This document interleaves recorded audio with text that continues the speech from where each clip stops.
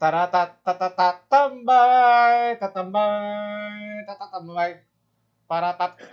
Tambay, tatambay. I lost it. Welcome Nah, back. you had it though, man. I know. I Mandalorian, lost the baby. last part. I don't even know the end part. I just know the beginning. What? Just Can't put a shirt on. Yeah. Welcome back to TAMBAAAY TV. I am your host, Pao Fajardo. With me on the wings, Willie Wilson in the house. what's up, brother? How have you been, my man? Good, man. Just working. Getting more and more busy. At least. How is it piling up? Yeah. It's not piling up. I'm pretty much on top of it. I just, I like to make sure that what I'm doing is 100% to the best of my ability. So, I do it, I check it, I revise it, I'll watch it, I'll watch again. And can you describe it, bro, in more colorful detail? What that really means? So if you don't mind. So before we get what I'm doing now is I'm breaking down video for the team. So everything is online. So first thing first. Okay. I had to learn how to operate Zoom. So I had to learn how to invite. I had to learn how to present on Zoom. And keep in mind, I'm not using a laptop. So I'm just on my iPad. Okay. So I had to learn how to use Zoom with the iPad. It's not that hard though, right? No, not hard at all. It's very, very, very easy.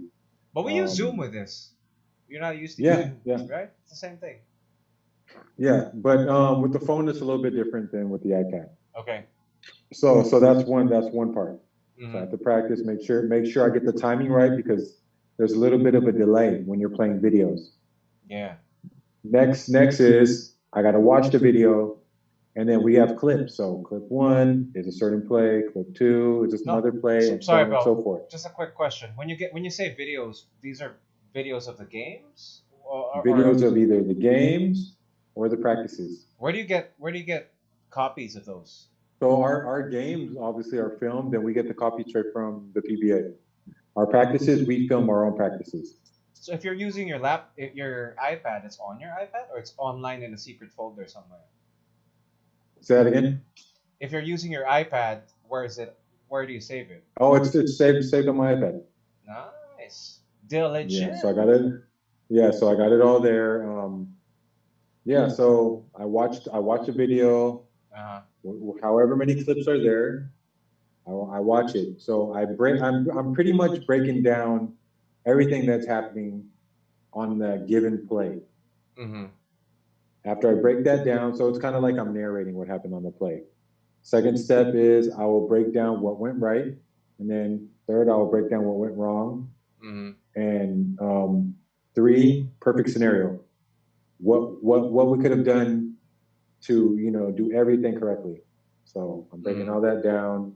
Then I'll watch it again, and there's always like little things that you'll miss there, and not everything is cut and dry. So it's not 1 + 1 = 2. No, because it's all open to interpretation. I mean, and then you're also trying to get into the mind of the player. What was this player thinking on this certain play? He could have been thinking this, or he could have been thinking that. So you have to factor that in a little bit. And again, not every play is going to be 100% correct or 100% wrong.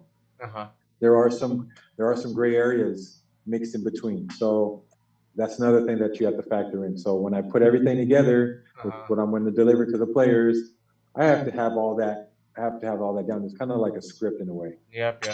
But my question is, speaking of scripts, do you plan for specific teams or specific players? How you guard? You know what I mean? Like how you guard like someone like Jamar Mar. How do you stop that motherfucker? Because he's top of his game, right? Every team has a different strategy. So with somebody like Jamar, who's the biggest guy in the league, and he's incredibly skilled. There's 2 schools of thought. One is you let Jamar do Jamar, and then you guard everybody else. What do you mean by you let Jamar? Okay, so that means that you're going to guard Jamar 1-on-1 with whoever you have. You don't do a double on But but then try your best not to let the other guys score. Mm-hmm. The other way is what you just said, double team. Them up. Yeah, so when you double team Junmar, he's going to give up the ball. Mm-hmm. But you're allowing, because San Miguel has a lot of shooters. Mm-hmm. So you're allowing the other players to now get involved. Yeah. And at the same time, after the shot goes up, let's say they miss. The play is not done until you get the rebound. Yep. Junmar is one of the best offensive rebounders in the PBA. So how many does he average in a game? Offensive rebounds, I don't know the exact average, but I'm assuming more than 5, and that's already a lot. Yeah. That's already a lot. So, I mean, yeah, there's 2 schools of thought. Either you play them one-on-one, you stop the other guys, or you double, and it's a pick your poison. Because they're gonna find the open man, and then Junmar is gonna be free to crash the offensive glass. So yeah, like I said, it's a pick your poison. Who are you guys playing against Junmar in your lineup? Well, we had Doug Kramer. He just retired. Yeah. So he'd be on him a lot. We have Dave Marcello. We're undersized. Undersized, because Junmar is what, 6'10"? Justin 6'10". Dave is 6'4". Oh. Justin is almost 6'5", maybe. Doug was. And then Doug was about 6'4". 6'4", yeah. Yeah. And then so we just picked up J.R. Reyes, so he's about 6'8". So that's gonna help a lot. That's gonna help a lot. 6'8" versus 6'10". Yeah. So and he's a vet, so you know he's been around the block. We pretty much know what we're gonna get from him. Okay. So that I think that's gonna be a big help. So these are all duties of yours as assistant coach, is it? How many assistant coaches are there? So we got six assistant coaches. Wow, that's a lot. I would have assumed just like 2 or some shit. Well, I mean, there are different aspects of the game that you need to have covered. So yeah, so I'm assuming yours is the offensive. Well, no, I'm offensive and defensive. I'm pretty all around, and with the skills. So I work with bigs, I work with smalls, and I do skill work based on what we run and situations that they're going to encounter in the game. So I work with the players in that aspect, and then at the same time with game planning and stuff like that. I'm in that. But then we have our two main assistants, which is Coach Tropex and Coach John. That's 1 and 2. What do they do? I mean, if you're in charge of the teams. So they're pretty much constantly feeding input to the head coach, Coach Louis, and you know, Coach, we can probably do this, we can probably do that, and so that's their job. And then we have other assistants that make the video, like the one that I've been doing. Okay. We have coaches that do video, they cut up film and stuff like that. We have coaches that are just strictly for analytics and stats and stuff like that. Wow. And we have a strength and conditioning coach, Coach Aldo. So yeah, everybody has a role. It's not just. Is that a normal thing? No one's redundant. Yeah, really? Even in the NBA, that's a normal thing? In the NBA, I'm pretty sure they have more. Wow. Doesn't it get to a point where it's like too many cooks spoil the broth?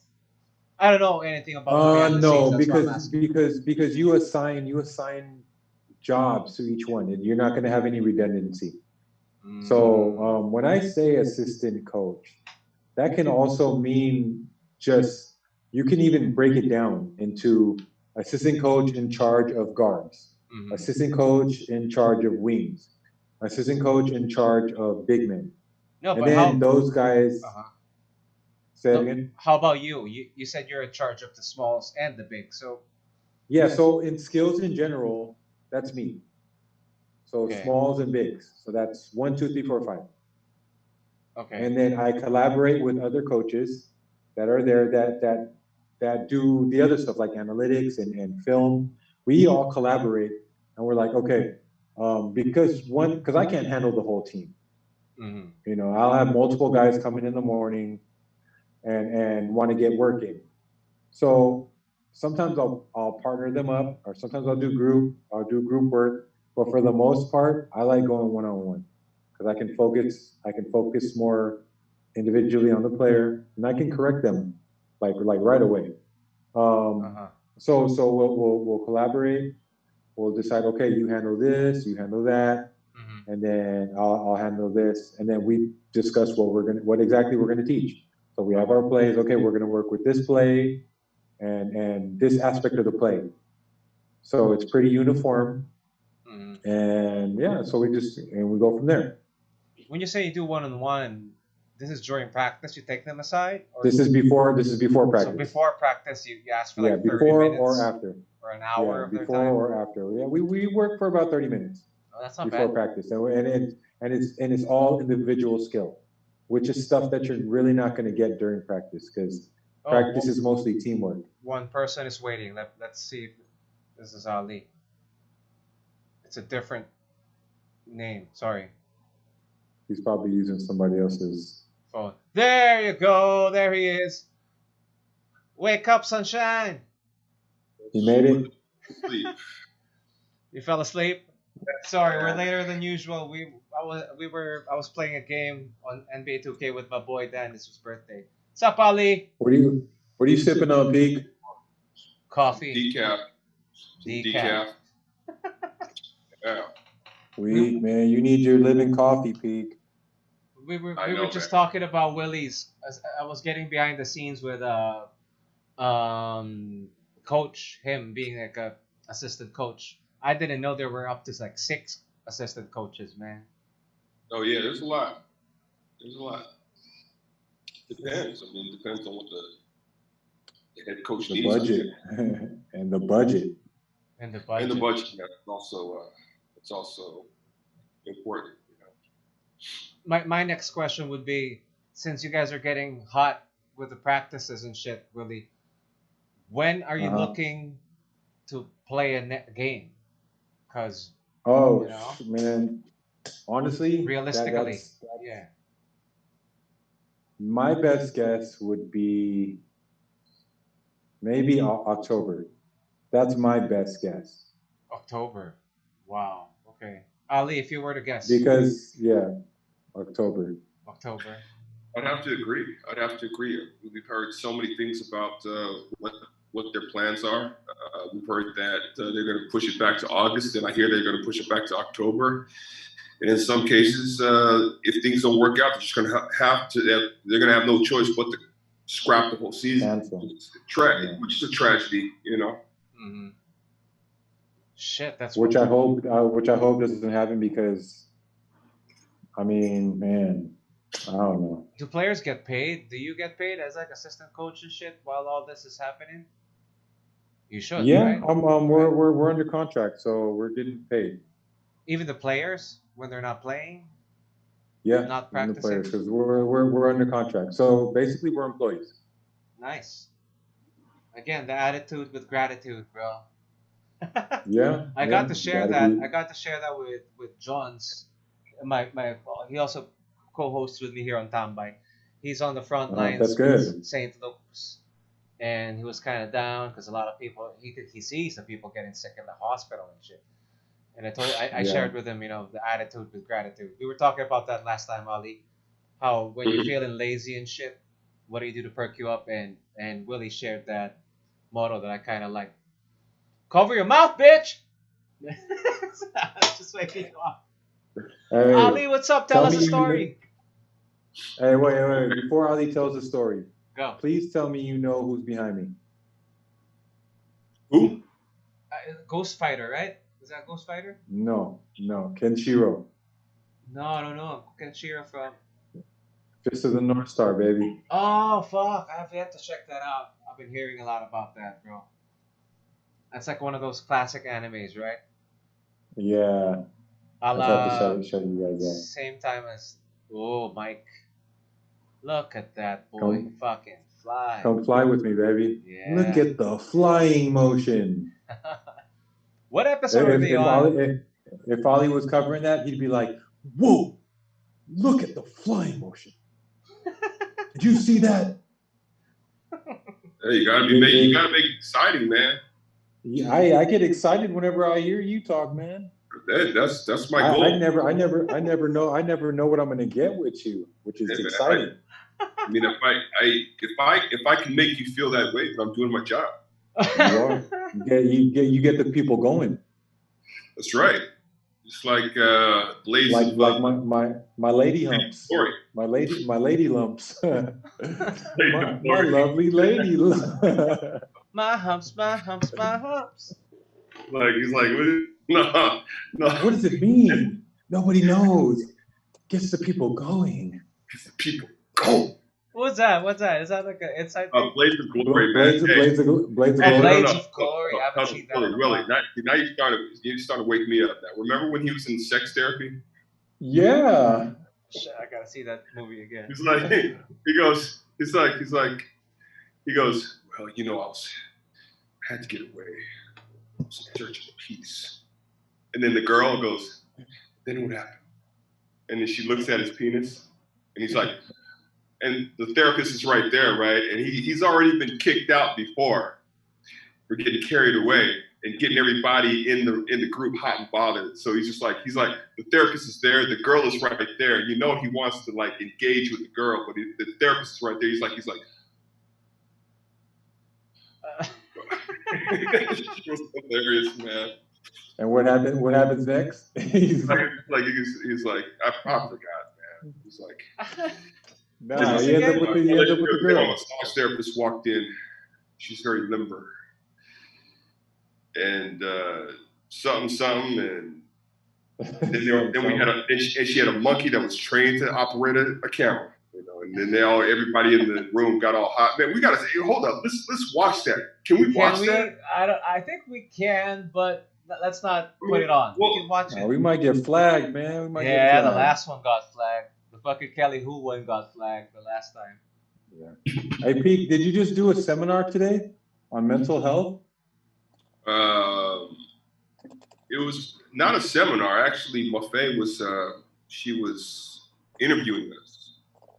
Right. I mean, the mental health part was about how everybody's coping with this whole. Yeah, give us a rundown. Give us a rundown. How'd it go? It's pretty good, man. It's pretty good. I mean, she asked me about how I dealt with getting shot. And I revealed certain things that I've never spoken about. And one of them was when I was in a hospital. Where did you tell this story? Oh, this was for Mafe Velasco. Yeah, she's got a show now that she I think it's called Love Oneself or something like that. It's a show? And she interviews people. Yeah, it's a show. It's a show that out. Tell people where they can check it out. Well, yeah, they can check it out. Well, it's being posted on Facebook Live and then also on Instagram. You can check her out. Mafe Management at Mafe Management. Okay. Or Mafe Velasco. All you gotta look, you'll know it's her because she says at Mafe, and then the other one is Mafe Management. I think it's on Mafe Management, but it's pretty cool, man. I mean, her kids are the ones that are doing a whole production and directing for her, and it's pretty cool, man. The graphics are cool. Just the overall production is really cool. Nice. It's really cool. And it's all online. Huh? It's all online. It's all online. Ooh, game of death. Online. Like that. Yeah. So yeah, and I mean, I just talked about how when I was in the hospital, I was there for about 2 weeks, and my mother, who's been in the medical profession, she understands medicine, and I told her that there are times when you guys aren't around where I go into the bathroom by myself, and I just kind of sit there in the dark. And this carried on until even when I got home. Why? Why are you sitting in the dark? Well, I got shot, man. And I'm dealing with all types of things. I got different things coming at me. I'm thinking like, these people didn't get the job done. What's going to happen? They might come back and try to finish the job. Come to my house. All these. It's everything that's going on. I mean, of course, you guys know I have an imagination. So when very rich. When my mother told the doctor, the doctor told one of the psychologists in the hospital. She came to see me and she asked me, she said, well, what you're doing, those are symptoms of post-traumatic stress. PTSD, yeah. And I need you to, would you be open to taking drugs? And I told her no. Hell yeah. And I'm gonna, I told her that I'll figure this out on my own. I mean, if it means going through trauma, right? Even at nighttime when the demons come at night, yeah. Let me just figure it out on my own, because I don't want to start relying on other shit. That could lead to more problems, It's going to make me forget problems for the next 2 hours, but then it's back. And this time, when it comes back, when I'm sober, it's going to come back hard, right? It's just how the body works. So I decided to not do that. And then I also talked about how all the support that I was getting from the team, Los Angeles people provided me with the 2 bodyguards, my family, my teammates, so on and so forth. And then my grandfather, who he passed away 2017. He's 93 years old. He's a World War II veteran. Fought for the Philippine Army. He was captured by the Japanese and tortured by the Japanese. Managed to escape. And if it wasn't for him having that type of resilience, I wouldn't be sitting here. So that was one of the last conversations I had with him before coming back to the Philippines. What? What conversation? What was in that conversation? Well, I asked, and he's, you gotta understand, he's like already having mild or medium symptoms of dementia. And it was just those couple of moments where I had clarity from him. Yeah. That was my grandfather talking to me. Yeah. With clarity, without any hiccups, if you will. And I said, is it safe to go back? He said, yeah, you'll be okay. You'll be fine. And I just thought about what he had gone through.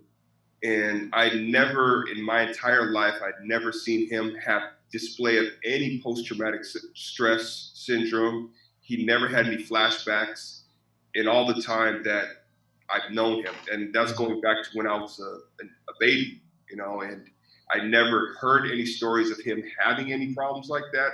Never heard of him having any stories of him striking any of his family members, even his wife, my grandmother. So I figured, well, shit, if this guy, he gets captured, he's ordered to, he's following orders to do some of the hardest things known to mankind, which is seek out and destroy, kill somebody. He's watched his comrades fall right next to him. He described stories about how the bullets would fly right by his head, make that whistling sound, all these things, man. And then getting captured and tortured by the Japanese. Normally, that doesn't end too well. You know what I mean? But I figured, well, if this guy could do all this, why shouldn't I be able to handle this? Plus, I got all the support. I got everybody backing me. Plus, I have people protecting me 24/7. So that's what I explained. But in that process, I don't know, man. I don't know what came over me. Just talking about my grandfather, it got me to break down a little bit, because I haven't spoken about him since he passed away. That was in 2017. And I was very close to my grandparents. So yeah, that's what that was all about. Nice. Nice. Yeah. Intense. That's cool though. It's cool that Mafei's doing that, man. I'd like to check that out. I'd like to see some of that shit. Because man, there's a lot of people out there that we all know. We see it on social media. There's a lot of people, man, are really having a hard time with this thing. Yeah, who isn't, man? That's why.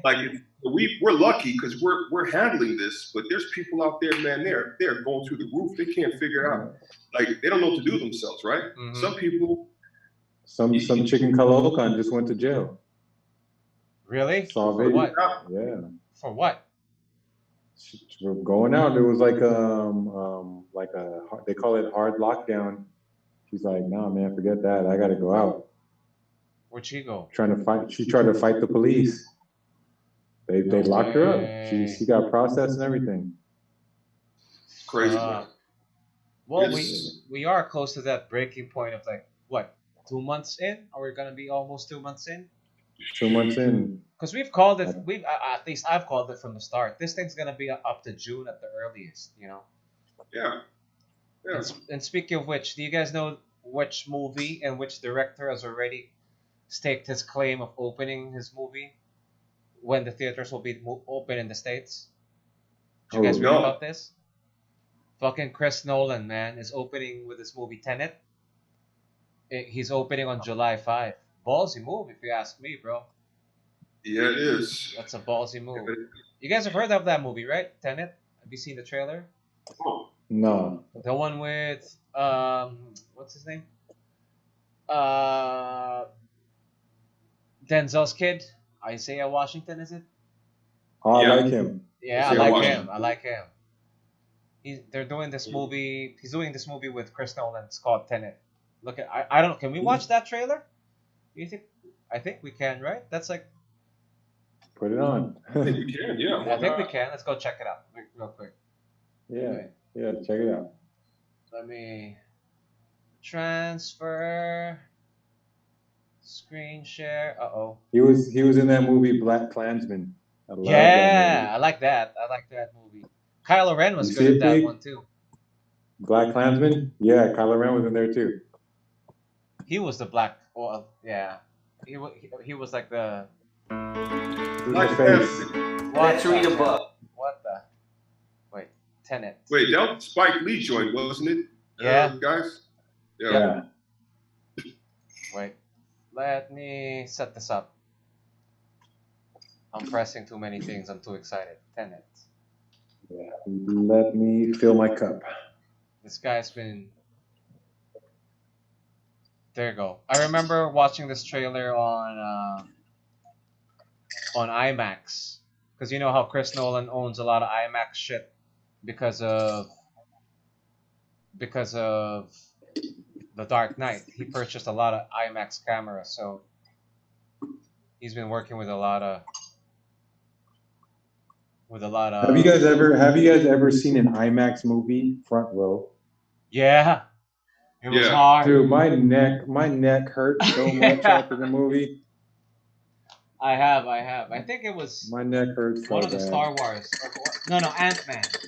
I was watching like this, man. Like my head was like tilted. To keep on turning my head, like I was like this.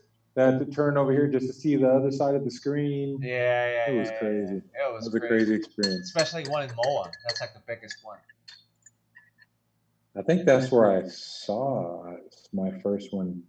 Yeah. Might have been Mall of Asia. You guys see this? Mm-mm. No? I see WB. Warner Brothers. I see it. Oh, there you go. I'm playing it. We all believe we'd run into the burning building. But until we feel that heat, we can never know. Looks like they're about to do a heist or something. Yeah. Oh, no. It's lagging. You do. You chose to die instead of giving up your colleagues. Wait, it's hanging. Why is it lagging? Yeah, it's kind of hanging. There you go. That test you passed? Not everybody does. Welcome to the afterlife. To do what I do, I need some idea of the threat we face. As I understand it, we're Batman right there. Why is it lagging? Hold up. To World War III. Nuclear holocaust. No. Oh, that's it. Sorry, it's laggy, man. I don't know what's happening. Something worse. Sorry about that, guys. I don't know why it's doing that. Man, it's all good. We can just watch it on our own. Yeah. Well, that's the first movie that's coming out. Speaking of which, man, I just saw Robert Pattinson right there. Did you read about this? He said he's not working out to play Batman. I mean, physically, he's against bulking up. I'm like, Well, such a gay thing to fucking do, bro. Why the hell not? It is, but at the same time, Batman wears that suit with the muscles already in it.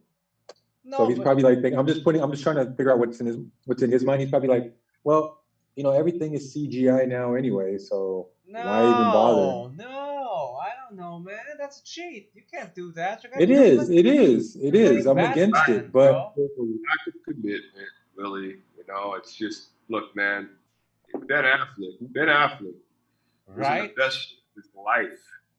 That's what he said. I was in the best shape of my life. He said it. He was surprised that he actually put on muscle because at his age, I think he was in his 40s. He's older than I am, but he was able to do that. But if you look at a lot of the other Batman films, and then even the comic books, I'm sure they so much footage of him without his costume on, without his uniform on. Yeah, he's a big, strong, physical guy. Yeah. So what are they gonna do? What are they gonna do about that? Turn him into a gymnast or something? Well, you know, I don't know what this is, man. There just seems to be bad luck.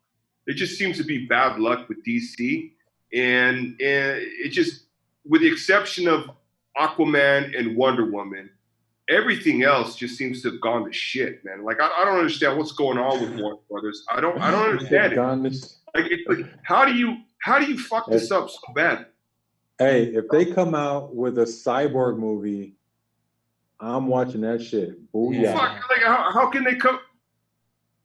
Booyah. You know what? You might be right. No, you might be right. You might be right because Booyah. All the movies that I thought were going to fucking bomb, like I was worried about Wonder Woman. I didn't think Gal Gadot could hold her own. I was skeptical. I love her, but I didn't think, because I wasn't impressed with her in Fast Furious 7, Fast Furious 6. She wasn't really given much of a role in that movie.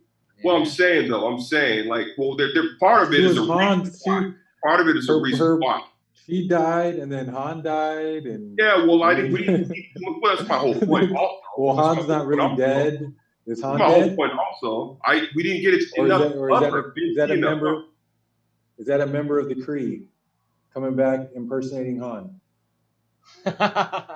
Mixing up universes.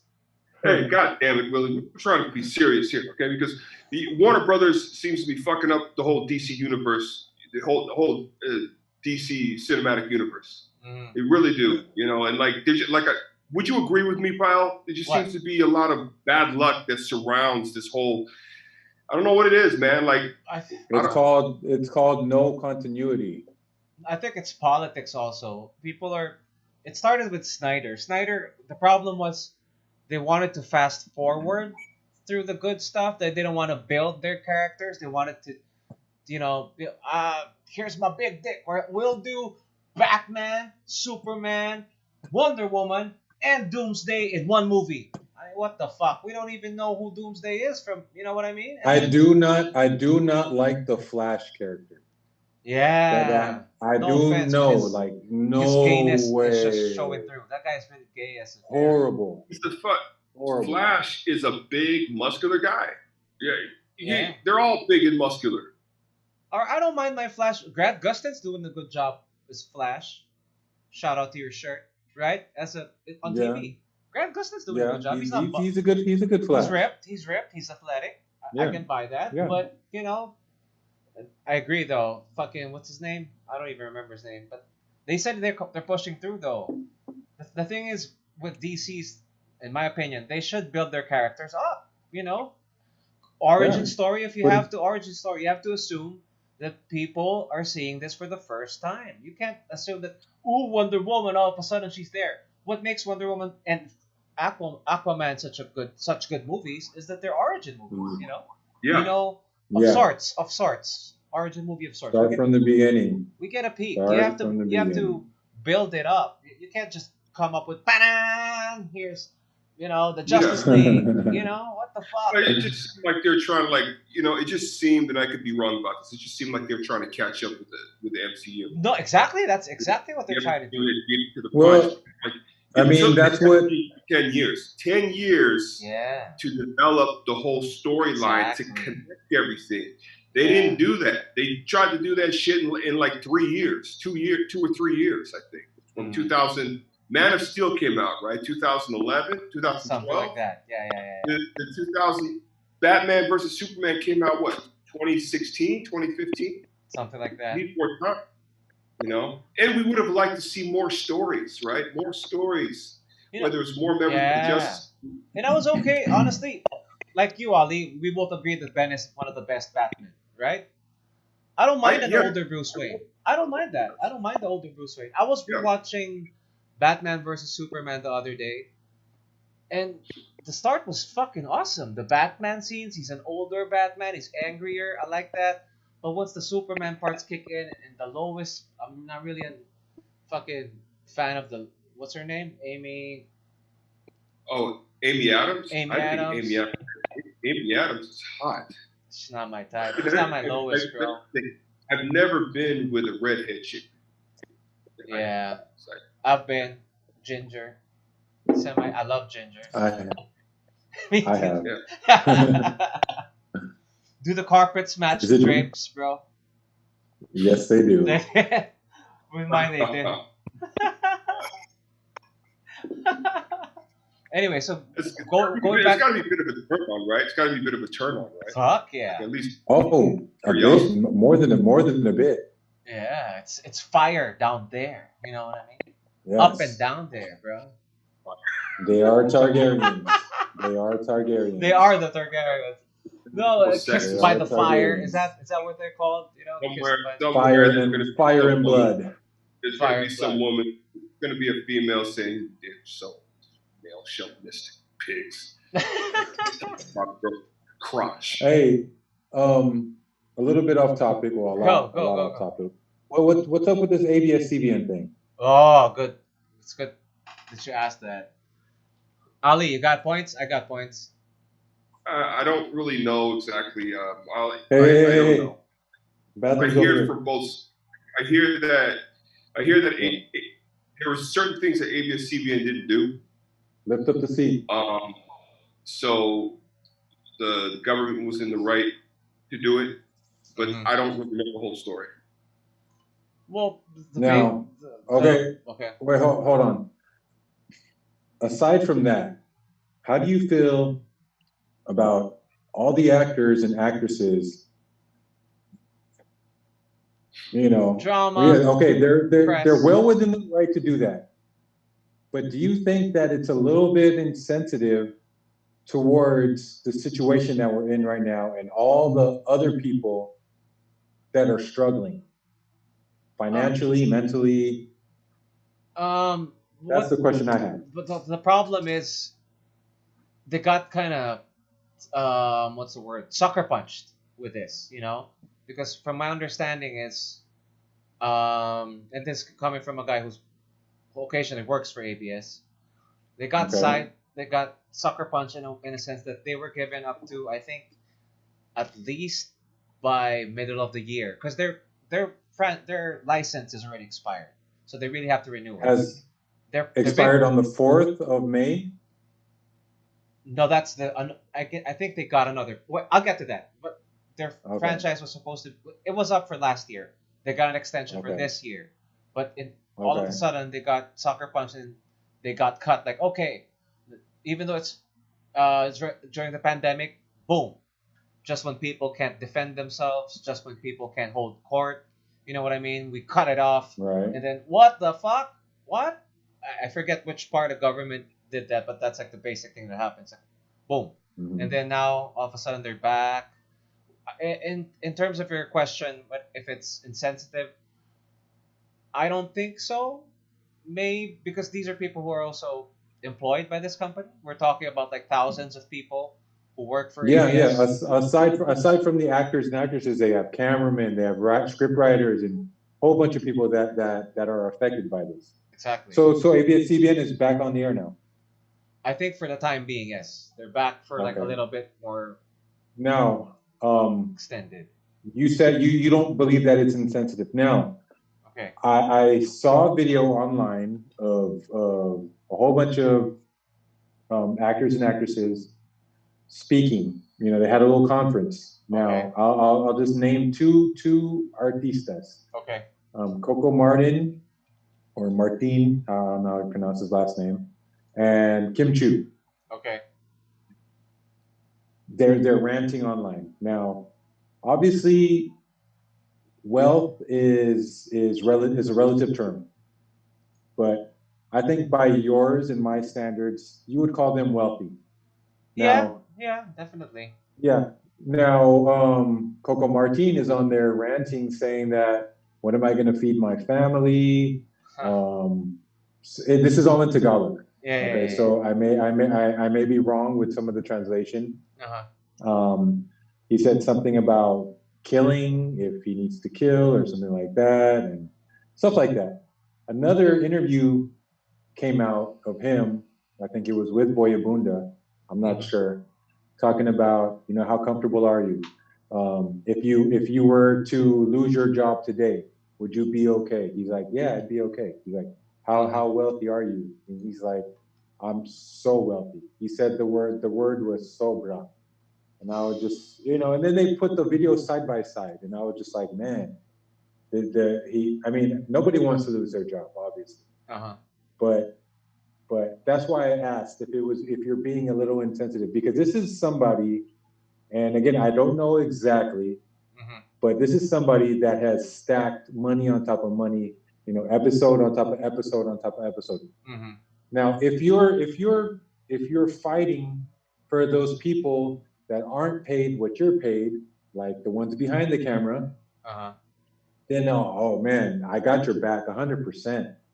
But if you're fighting like that and speaking like that, after you come out with your interview saying that, man, I'm so good right now, I'm so good, I can lose my job today and I'll be good, and you come on air and fight like that, then that's where I'm like, man, that's a little insensitive for the person that's selling the whole, but can't go out and sell us the whole because it's hard lockdown. The way I see it is that they've become like the voice of everyone. You just mentioned the cameraman, the script writers. But he went and started talking about himself. What am I going to feed my family? Stuff like that. So as soon as I heard that, I'm like, man. So you're telling me this dude makes around $500,000 per show? Whatever. So More than that. See there, Ali said, and I was being conservative, and this dude showed been on the air for what, eight years? How much do you think he makes? Sorry, Willie. No, it's all good. I'm not familiar with the teleserye people, but before when I used to work Provinciano. I know, but I'm gonna tell you a story about Willie, another Willie Revillame. Willie Revillame. Yeah. When he used super paid.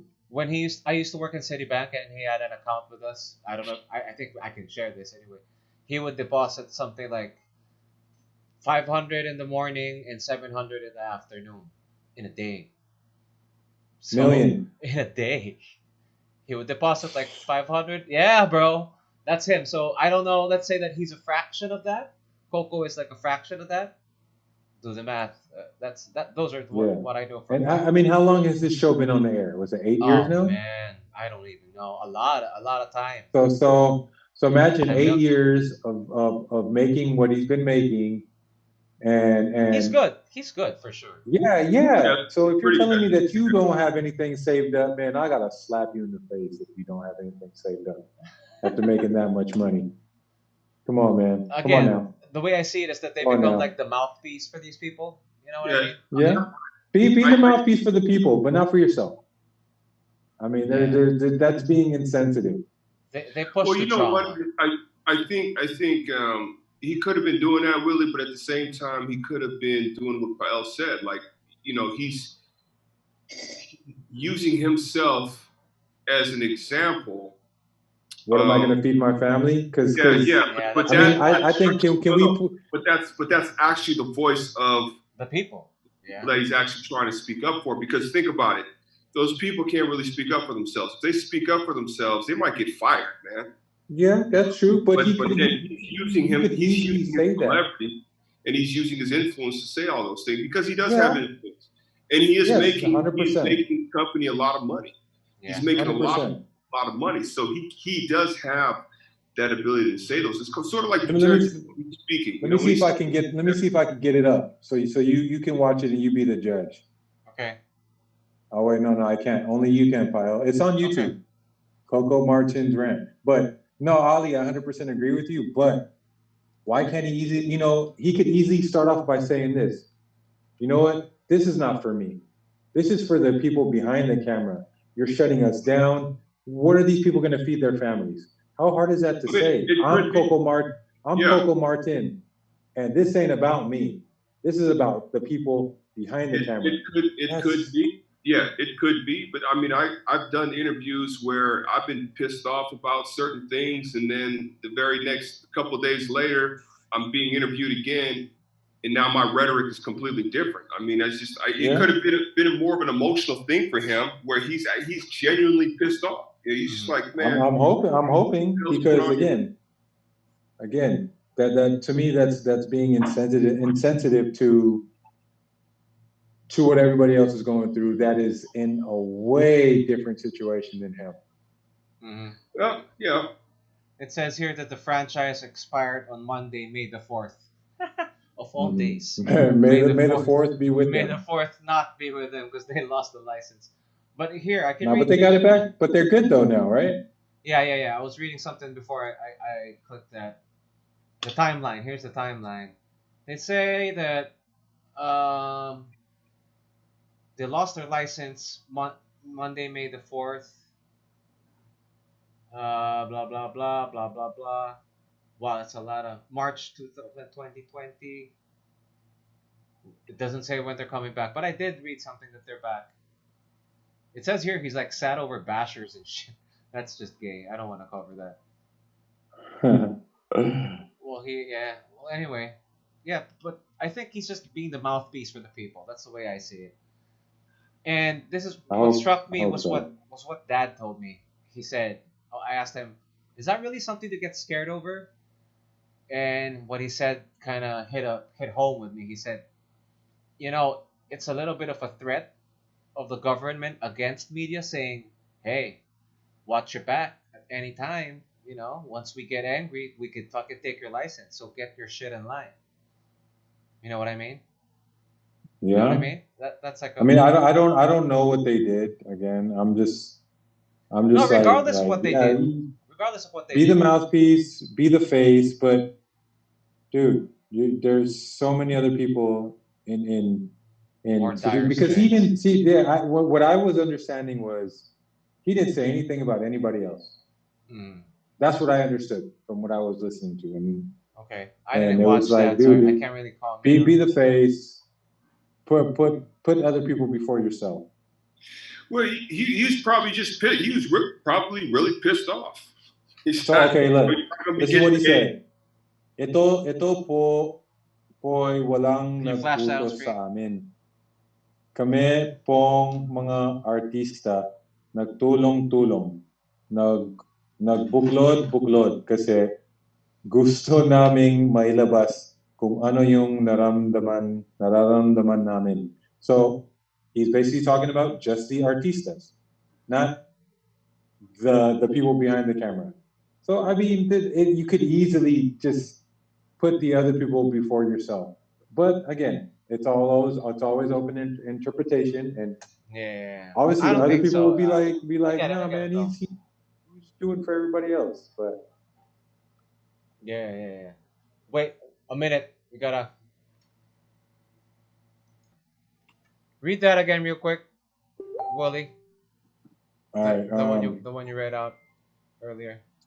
So what I was saying earlier was like everything else he was saying on there was excusable to me. I mean, it can be perceived one way or another. No, read it.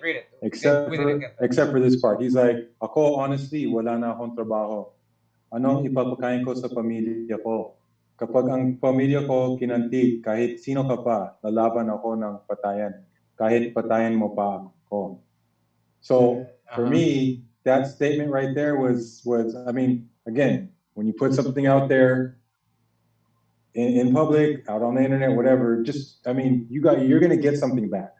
You know, you put something, you got to be prepared to get something back. Now, putting out a statement like that again just reinforces that, man. Look at your situation, compare it to others. Before, I mean, again, he has every right to complain. We all have a right to complain, but that goes back to what I said: have an attitude of gratitude. If he's thinking like, man, well, dude, I had a great 8-year run on this show.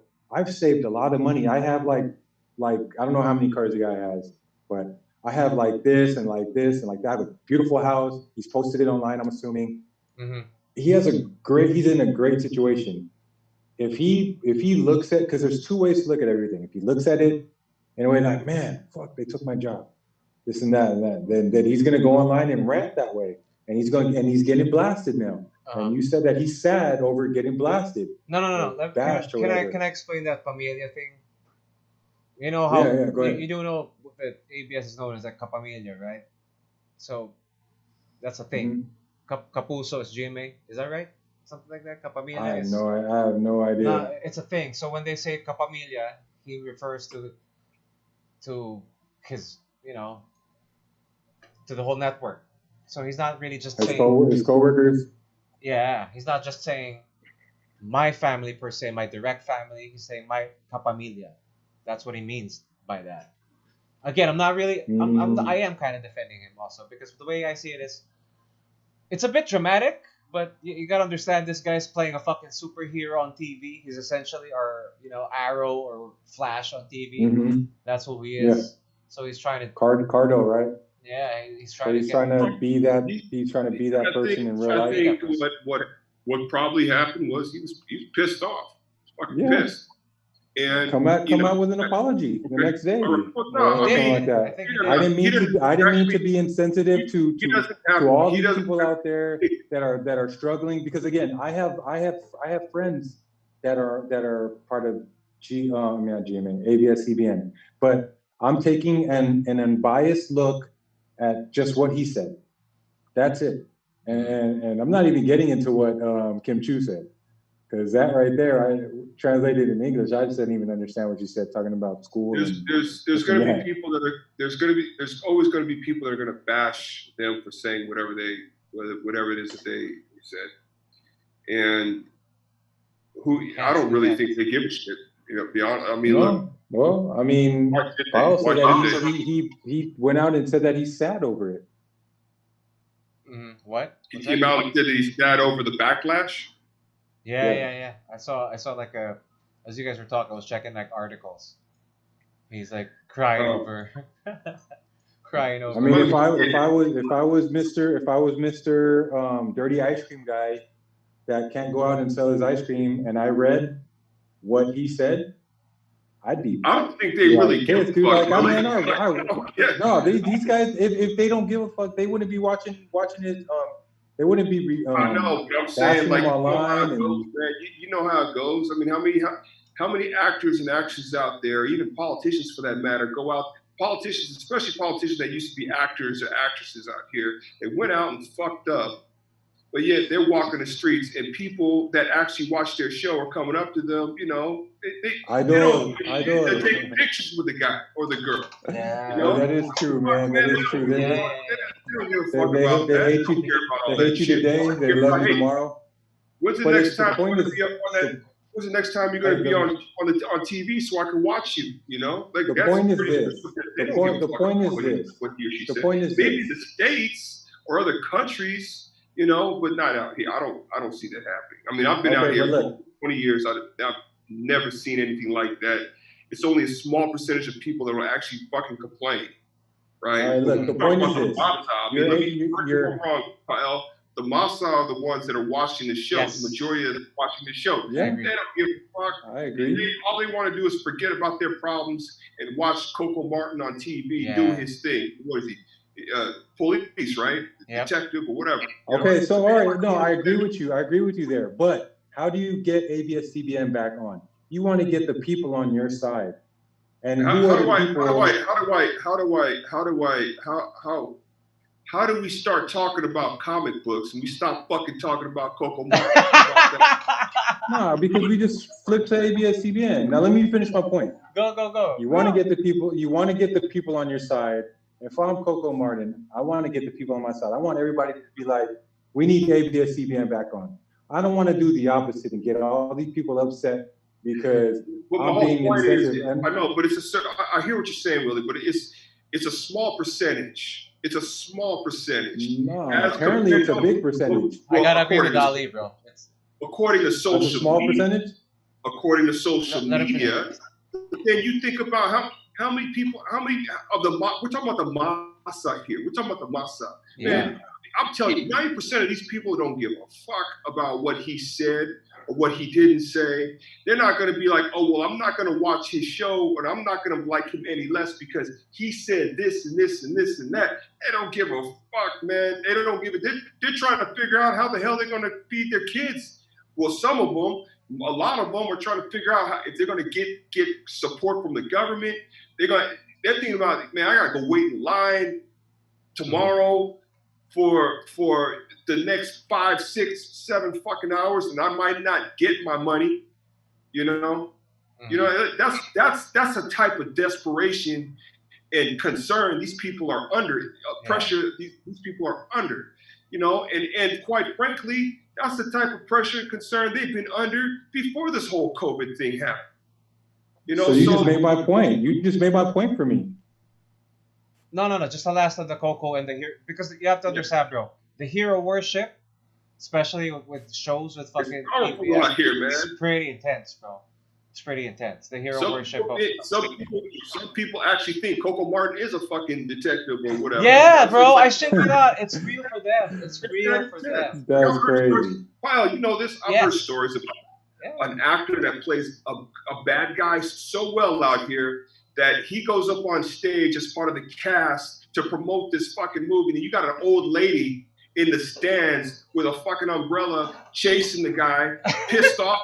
I'm telling him to get the fuck out of here. Yeah, bro. That has not happened. Because I've heard that not happen. It's pretty intense. That did not happen. Okay, fine. Don't believe me, but Mael, you know what I'm saying. That shit happened. I just got my lighter. That's crazy. If it really did happen, it does happen, man. I'm not kidding. Hero worship is pretty insane. Hero worship is pretty insane.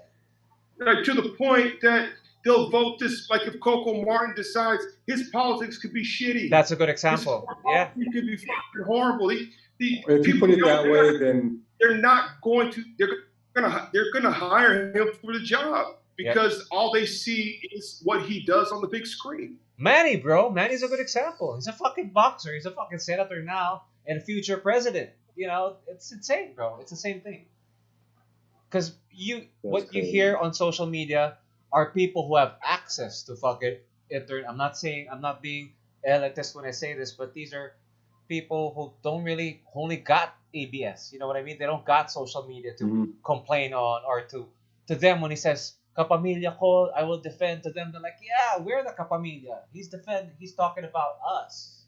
So it's the ones when. So that's the part with me that was lost in translation. Yeah, that's what I'm translating. When Arab was running for president, that's another good example.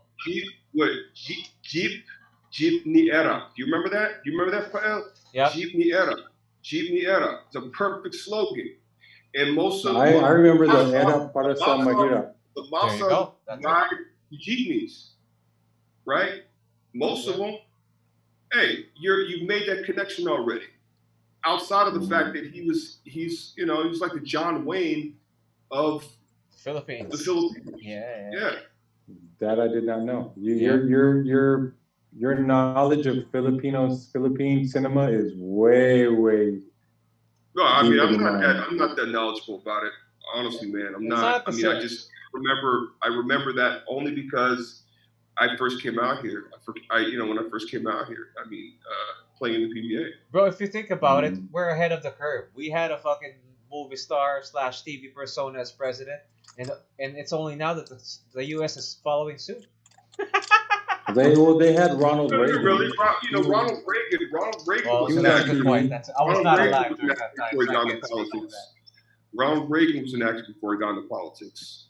That's true. That's true. And, Donald Trump, man. Donald was on a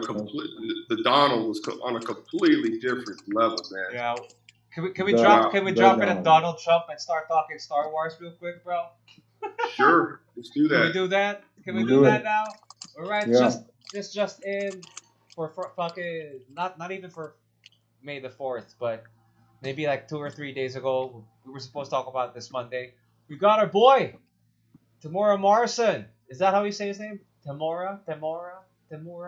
How do you say his name, Ali? Temuera Morrison? Jango Fett.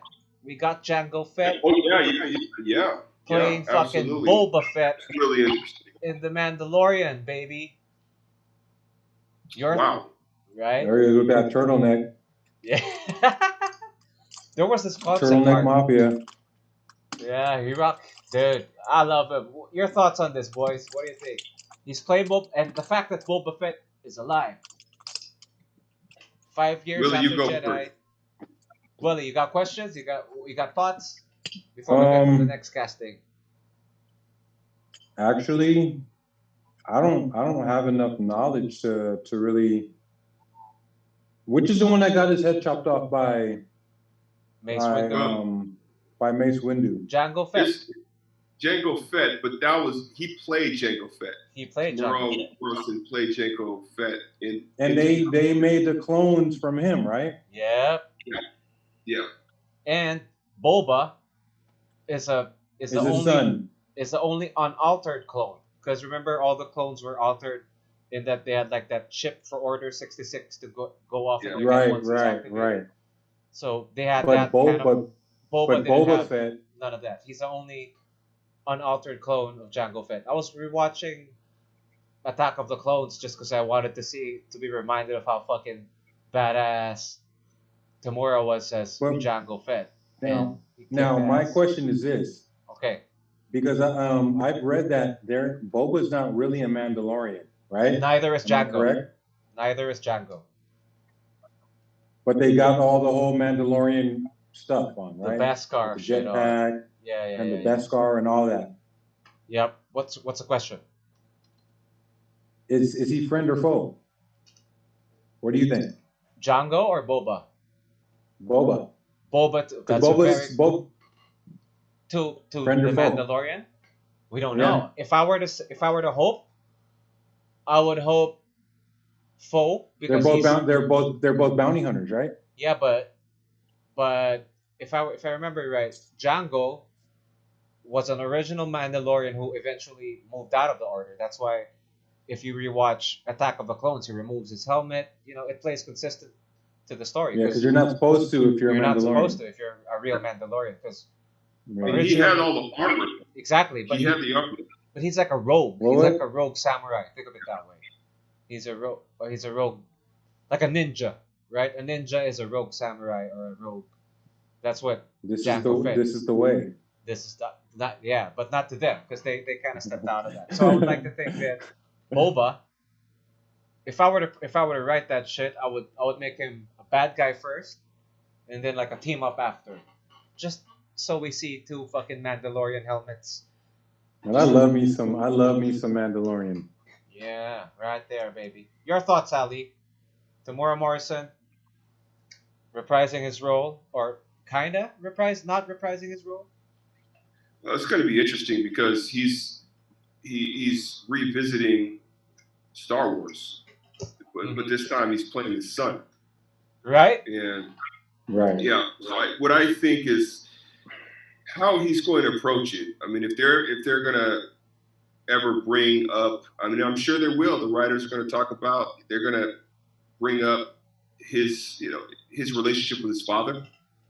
Yeah. And as an actor, I think that would be very inspiring because you played the father already, and then now you're playing the son, and then that whole dynamic can just expound. Like it could expand, right? It could sky's the limit with that one. That's a story in itself. Mm-hmm. But At the same token, I want to see how the fuck he survived. Yeah, didn't he fall into that pit?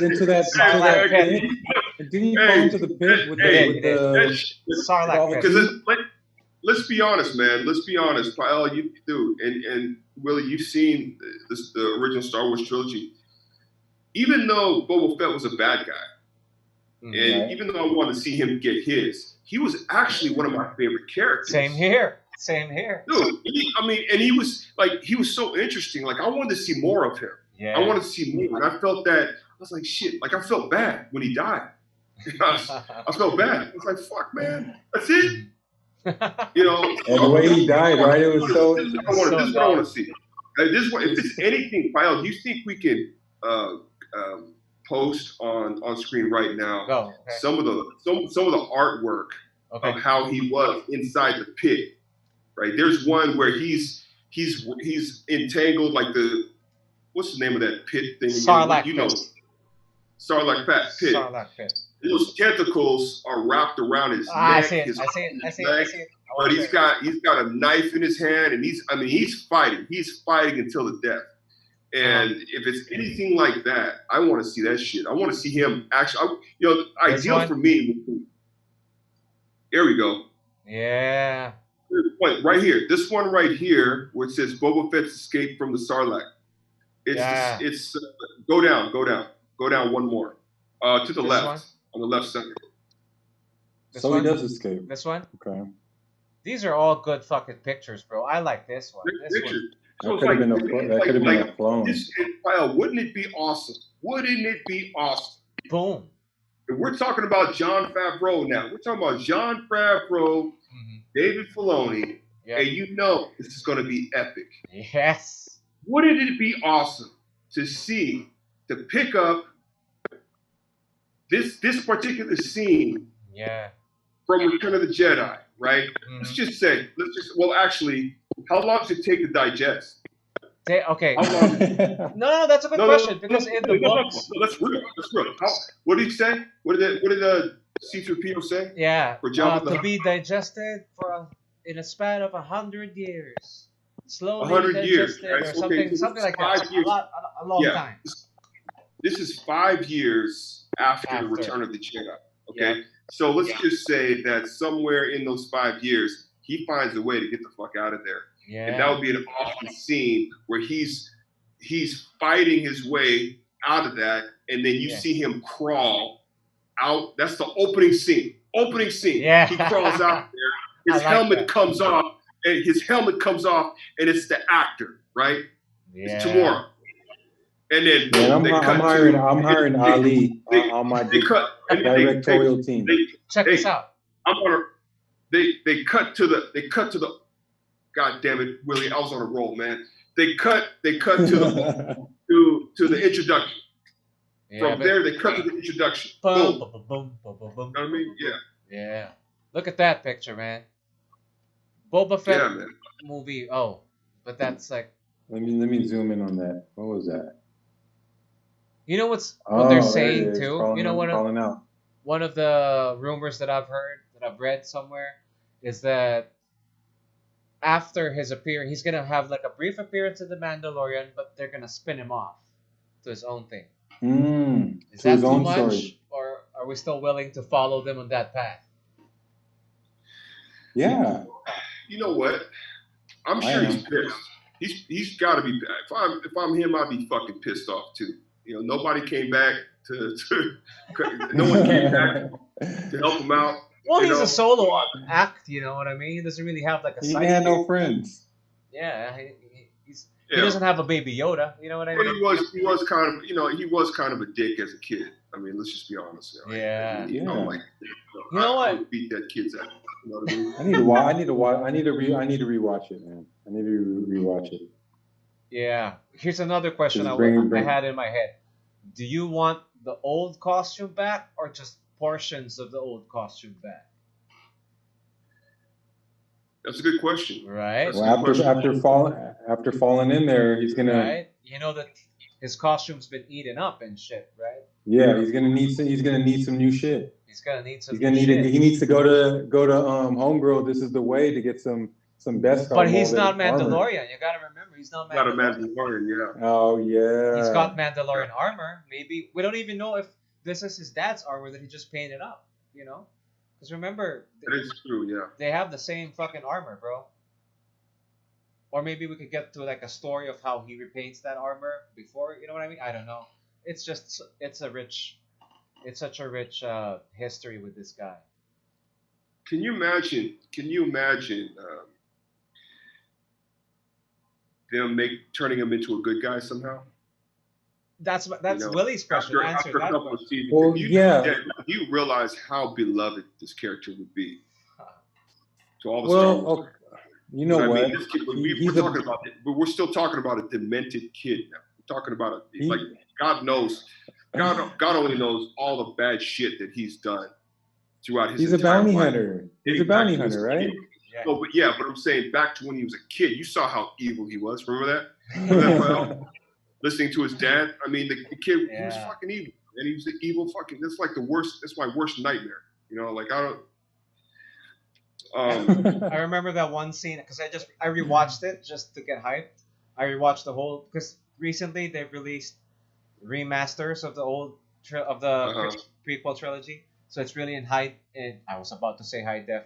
It's HD. It's in like a fucking ultra HD. Ultra HD. It's really clear. There's this one scene where Obi-Wan was chasing them through the asteroid field, and then Boba's like he wouldn't see this. Jango's like. He wouldn't see this coming, and Danny Logan, the kid, was like, like a little sinister laugh, and you're like, dude, that is a fucked up kid, you know, finding joy in giving Obi-Wan pain. Well, he's a product of his environment. Exactly, that too. So who knows, man? You know, I'll try to. I'll send him another Hail Mary tweet because I remember that I got to meet Daniel Logan, the guy who played. Boba, the young Boba, but he was old when I met him. Yeah. This fucking hyper ass dude, man. I met him in like ToyCon 2 years ago. He was just walking the fucking con. I was telling Willie this story. He was just walking the con, just like a normal dude. And I'm like, Boba! And he's like, yeah! And we just hugged each other, jumping like fucking crazy. I'm like, dude. And then I didn't even think of having a picture with him. It was just such a moment. And he had like 2 security detail around him, and like they didn't know what to do because he just, you know, anti fucking Dennis Rodman. He just approached me. We were jump hugging and shit. You know, if I had a picture, I would have tweeted him like, "Yo, hey, let's get on the podcast." Well, we'll try, we'll see. No promises. I'm sure that he escapes. Now he's after Baby Yoda. Why would he be? That's. I mean, he's a bounty hunter. That's what bounty hunters do. Yeah, but we're talking about he's gonna have to recover emotionally and shit. Emotionally. In the old books, he had one of his feet damaged. I think his left foot, because the Sarlacc pit, according to old it's Legends now, Legends books. I forget which specific book. The Sarlacc pit emits like an acid that melts you slowly, like a huge stomach. And apparently burned his foot. It burned one of his legs, so he walks with a limp. So I wish they do that, like a pirate type shit, kinda, you know, or maybe like a robo leg, a la Darth Maul. That would also be interesting, right? It's gonna be interesting. It's gonna be very interesting. You know, again, you know, hand-picked, paying attention to detail. You know, what you go out and you get an actor who's already been a part of Star Wars, who's already been a part of maybe not the first trilogy, but definitely the second, the prequel trilogy. And then understanding the importance of this, you know, understanding how delicate they're being with it. And just being surrounded by this, you know, these writers who are fans. Speaking of that, it's like you and I, man. It's like going to a team where they've already established a winning tradition. You know, it's like that. It makes everything so much easier. Yep. Makes everything so much easier. So why would you not? Why would you not be able to go in there and kick ass? Another thing, we were also discussing this in the group. We were texting each other. You guys watch Clone Wars, right? Remember Captain Rex? Did you get to watch the final episodes? Man, Rex. Rex. Ahsoka's homie. He could do that too. Yeah, he could play that too, because that's also a clone, right? He could play. So he's gonna be playing multiple characters. He can do that. Rex is supposed to still be alive. So. Exactly, and we do know that Ahsoka's also in the Mandalorian. Ahsoka's gonna be there in the Mandalorian. So if they do that, man, that would kick ass. But maybe save it for season 3, man. And speaking of faces, I just want to see Ahsoka back in there, man. Yeah. So sexy, too. Me too. And speaking of characters that are already in the universe, this one's another casting for the Mandalorian. God damn, a lot of news coming out of the Mandalorian, man. You guys remember Bo Katan from? Did you guys get to watch the other episodes? You don't remember? He's the female Mandalorian. What's her name? Bo Katan. Katee SAckhoff's actually the voice of this character. But she's look at her. She's a bit older, but still hot. We know her from Battlestar Galactica. You guys know? Yeah. Ever watch that? Yeah. So yeah. She was hotter and younger then, but she's still in good shape. And she was cast as Bo Katan in live action, which is really cool. I think this is the first time that's ever happened. So she's a human being. She's a human, she's a human Mandalorian. She's a real Mandalorian. She's a real Mandalorian. Yeah, female. A real Mandalorian. She's the right hand of Paz Vizsla from. Oh, not Paz. Pre Vizsla, who was played by Jon Favreau in the Clone Wars. So that one is related to Tar Vizsla. How? Descendant. A great descendant of Pre Vizsla is a descendant of the first Mandalorian Jedi, right? That's what's his name? I keep forgetting. Yeah. What was his name? Willie? Tar Vizsla. Tar Vizsla. There you go. The first Mandalorian with a black blade. Because in the cartoons, not in the cartoons, in the animation, or cartoons, Pre Vizsla is the one who holds the black saber. So, and his name is Vizsla. Well, Bo Katan ends up with the black saber a little bit, right? I'm not sure. I don't remember because the black saber ends up with Sabine Wren, who's in Rebels, Star Wars Rebels. Mm-hmm. So, plus and then after Pre Vizsla, it went to Darth Maul, and then after Darth Maul, it somehow ended with what's her name?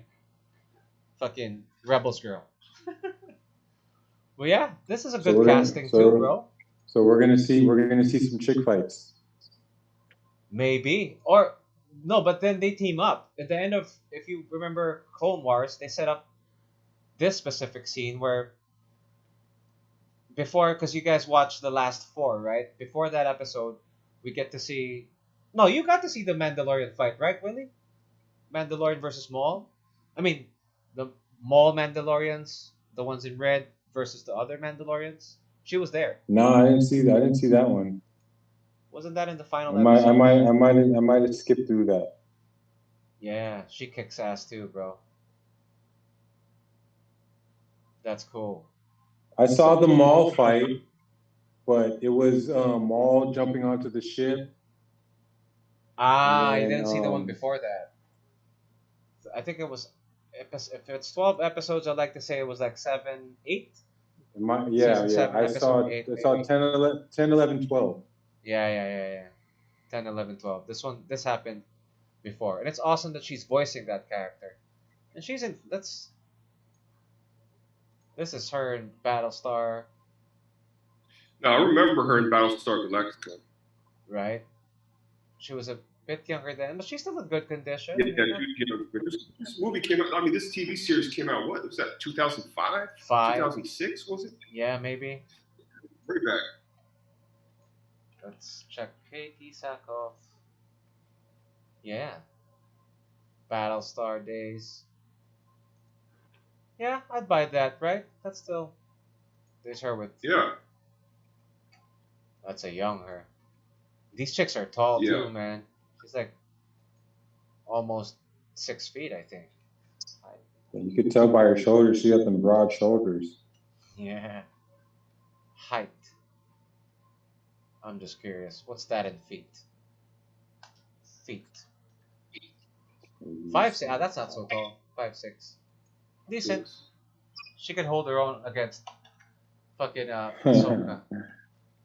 So what do you guys think? Is that too much fan service, or just realistically? I think it's good. I think it fits in right. I think it fits in well. You know, right. I think part of making sure that the Mandalorian keeps going is adding new characters. You know, little by little, and you know, I'm curious. I think that's what I think a lot of people out there feel. You know, it's sparked a lot of curiosity. Mandalorian, I think, has been the most successful Star Wars production out of all the other production, out of all the other major productions over the last, I don't know how many years, over the last 6 years, I guess, 6 years. I mean, for me. So yeah, I mean, why not? I would like to see what this character is all about, but I'd also like to see. I'm very excited about Boba Fett. So you know, and then you know me, I'm always about what this can possibly lead to. It opens up the doors for so many other things, especially this particular Mandalorian. Yeah. Yeah. I think what's really good is that they're bringing in characters, just new characters, but characters that we're already familiar with, so that we can. It leads to discussion, which is what we're doing here. We're like, okay, how does this character get from here to there? Yeah. See, so it leads for really good discussion, and at the same time, it leads to familiarity for the fans that, oh man, I really liked this character back then, which you know, we didn't want to see Boba Fett die, or Ali didn't want to see Boba Fett die, and now, oh snap, he's back. Yeah. So I mean that just adds to fan interest. And I think it's also building on the lore. At least now you know that things are being written as like a whole. You know what I mean? There is cohesion. Yeah. You're using the voice actress as the actual actress. You know what I mean? And now there's a callback. Now you're building the universe. You're giving respect to characters we already know, and they're building around them outside, instead of giving us fucking Finn or giving us Poe or giving, you know, or Rey. These are people we never knew. We don't have the least bit of fucking sentimental attachment to. Where's this person come from? Yeah. So now it's good that they're building on that, and at least there's cohesion. You know what I mean? There's cohesion between IPs. It's the most important thing, right? It's one of the major things. I just think that. Yeah. God, don't even get me started on this. Fucking. Did you get to watch the behind the scenes, man? Oh, dude. A little bit of it. What the hell is Kathleen Kennedy still doing there? Right? That so awkward? Can you get the fuck out, please? You fucked it up. Did you notice how fucking Jon Favreau didn't even ask her anything? She just spoke up. Did you notice that? You just fucked everything up. Like I wouldn't even say, like, I don't even feel. Now you ask me, you tell me, like, you guys tell me, Willie, like, do you even feel like there was any like passion behind that shit? Like, I don't For feel her, anything. Yeah. It was agenda, bro. Forces female bullshit. I wanted to feel that, but I don't feel shit. Like, yo, you're a fan. You're a fan, and it made you not like something. Yeah. So I mean, and you wanted so maybe not like her. Yeah, because of what she did. Yeah. You wanted so much to enjoy it and to like it, but because you didn't respect the legacy. Did you watch that episode, Ali, where fucking Dave Filoni talks about the prequels and George Lucas's view? No, you know what? I just saw bits and pieces of it. Okay. To be honest with you, I want to show you, but I don't think I can. Honestly, man, I really do. I mean, that sounds like it just looks epic to me. Yeah, he breaks down the fucking prequels, bro, and he says like how the Duel of the Fates was Qui-Gon fighting for his adopted son, which was Anakin, and how that was the first failure in Anakin's life, is that his foster father fucking dies, and he gets adopted by Obi-Wan, because at first Obi-Wan didn't want anything to do with him. You know, he even says like, "Are we picking up another useless life form?" He says that in episode 1, you know, and then he adopts. I remember that. He adopts Anakin, but not as a father figure, but as a brother. So just in that, fucking Anakin fails in life, and then his mother dies, so he fails again. It's so fucking awesome, and how it's Luke who redeems and stands up for him in Return of the Jedi.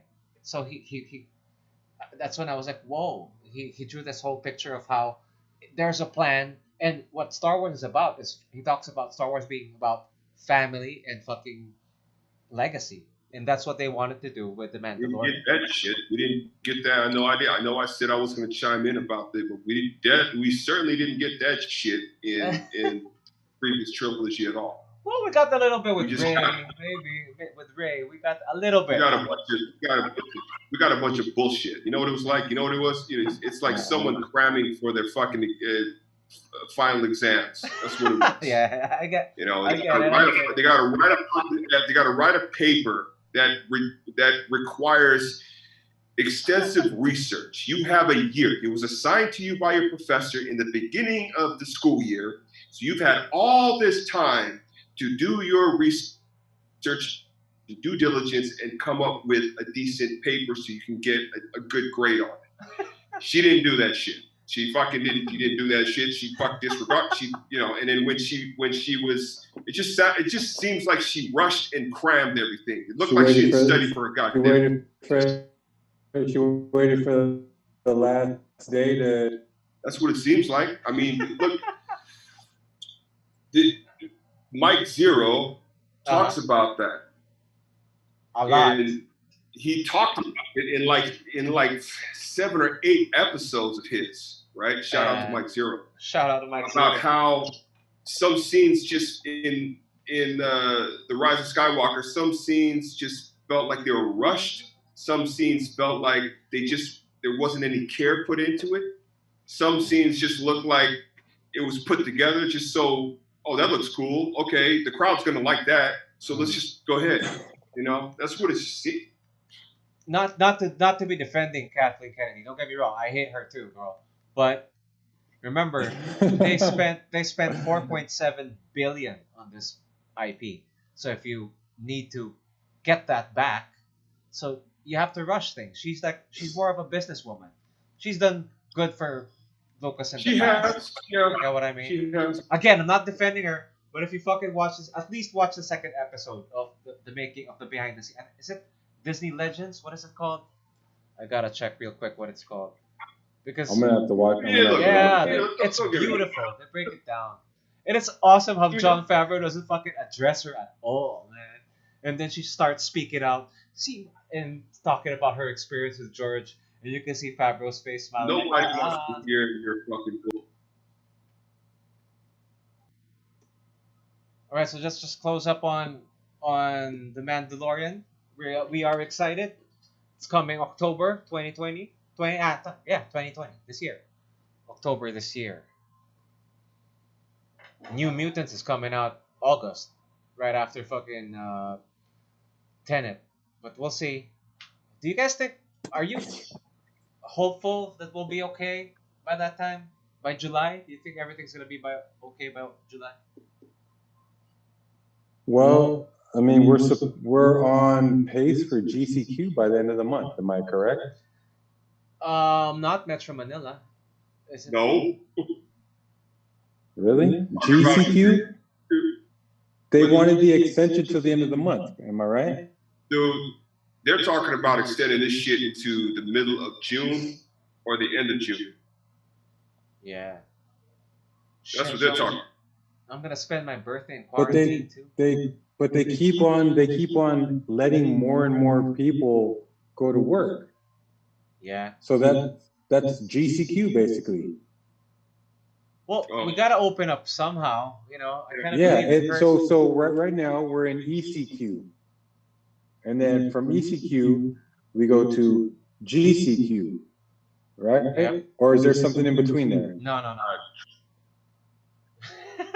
Ali's like, I'm in Pampanga, I don't care. So at the end of the month, we're on pace for GCQ, which is still going to be some form of a lockdown for most, especially for mass gathering. That's still definitely not going to be allowed. Yeah. But I mean, even if I'm looking at August, I just still don't see August as being an early enough time wherein we're going to be able to gather and like go to church. Just go to church. Just go to church. Go to church. It's like it's not even allowed. I don't. Things are going to be different. You know, like we're doing this right now. We're going to be doing this shit a lot. Even when they lift the lockdown, I think a lot of us have become so programmed and accustomed to, you know, what's been set in front of us that a lot of us are going to be like, you know what? Like I'm thinking about it right now. I'm like, man, why would I want to go drive and be in fucking traffic for an hour and a half to go to a facility or whatnot, where I could just do this? Save me a lot of time. I can make myself something to eat here. I can eat while I'm studying, whatever, you know. The NBA is talking about coming back, and then the NBA, they're talking about restarting the season. Have you guys been watching some of the UFC events? I didn't get to see it. I heard UFC with no crowd. I saw the last one with Cejudo and Dominique Cruz. He whooped his ass. Yeah. Oh yeah. I think that's it. You see that gash? Do you see that gash on Cejudo's forehead though? That thing was huge, man. Headbutt, right? It was wide. Yeah, headbutt. It was so wide open. He knocked him out right after that. What'd you think about Tony Ferguson? I thought that his team messed up. Pal. I didn't get to see the fight. Sorry. I'm looking it up. I'm cramming and looking it up now. Basically, it's Ferguson was initially supposed to fight against Khabib. Yeah. So he's training for like a year to fight Khabib, who is a takedown specialist. Exactly. I heard that. Yeah, he has a little stand-up game, but he's basically trying to take you down. Now he fights against Justin Gaethje. Justin Gaethje, keep in mind, is a Division I All-American wrestler. Yeah. And he's a very good does not like going to the ground. Yeah. Very good striker. Yeah, that's what I heard. In his previous fights, he loves to brawl. He's just gonna stand there and bang with you. Yeah. But this fight was different. Man. This dude was stick and move. Ferguson would try to come in with whatever, because he's got the reach. Trying to come in. As soon as he comes in, boom, boom, boom. Yeah. Dude, and he was preparing for Khabib too. He was. Remember. By the end of the fight, Ferguson had a broken orbital. Yeah. Damn. I think it happened in the fifth round. Yeah. You see him? He got stuck, and then he just started shaking his head like that. You know, sometimes that's shit. That's a sign of brain damage. Sometimes. Luckily, that wasn't the case. Yeah. He's in the hospital now dancing. He just put out a video. But dude, man, like, this is the fifth time that he I heard fight, that too. And the Tony Ferguson it's just fight not meant to be. If I'm Tony Ferguson, man, I'm frustrated as fuck. Like, I'm frustrated into that fight. Yeah. I got this guy takes the fight in what? Short week, 2 weeks notice. Yeah. So now you got to change your mindset from and your game plan. Yeah. First of all, but he didn't. First of all, you're pissed. You're like, man, god damn it, this is the 5th fucking time that Khabib can't fight me for whatever reason. I don't know. But this one's legit. This one's, I mean, it can't get more legit. No, Justin Gaethje's a beast, man. But see, let me tell you why I think that Tony Ferguson's corner fucked up. He got beat up for 5 rounds basically. He got in a few good shots in the first, and I think also in the second. 3rd, 4th, and 5th was all Justin Gaethje. Now, if you're getting beat down in the stand-up, what else do you do? What else can you do? Try to take him down, right? Yeah, but if he's not, no, he's a Division I wrestler. I know. That's why he's got good anti-takedown shit. He knows how. But how the shit goes. Ferguson did not even attempt one takedown. Now really? he had one sweep, and my first time ever seeing that in fucking mixed martial arts. Really? He fucking swept him. He hit him with the fucking Ryu sweep. This shit was awesome. I gotta see it. She was awesome. But like I said, if it's not working and you're getting he literally got beat up. Ali, you agree? Yeah, he did. I mean, he got beat up. Justin was chopping down the legs, man. At one point, he was limping.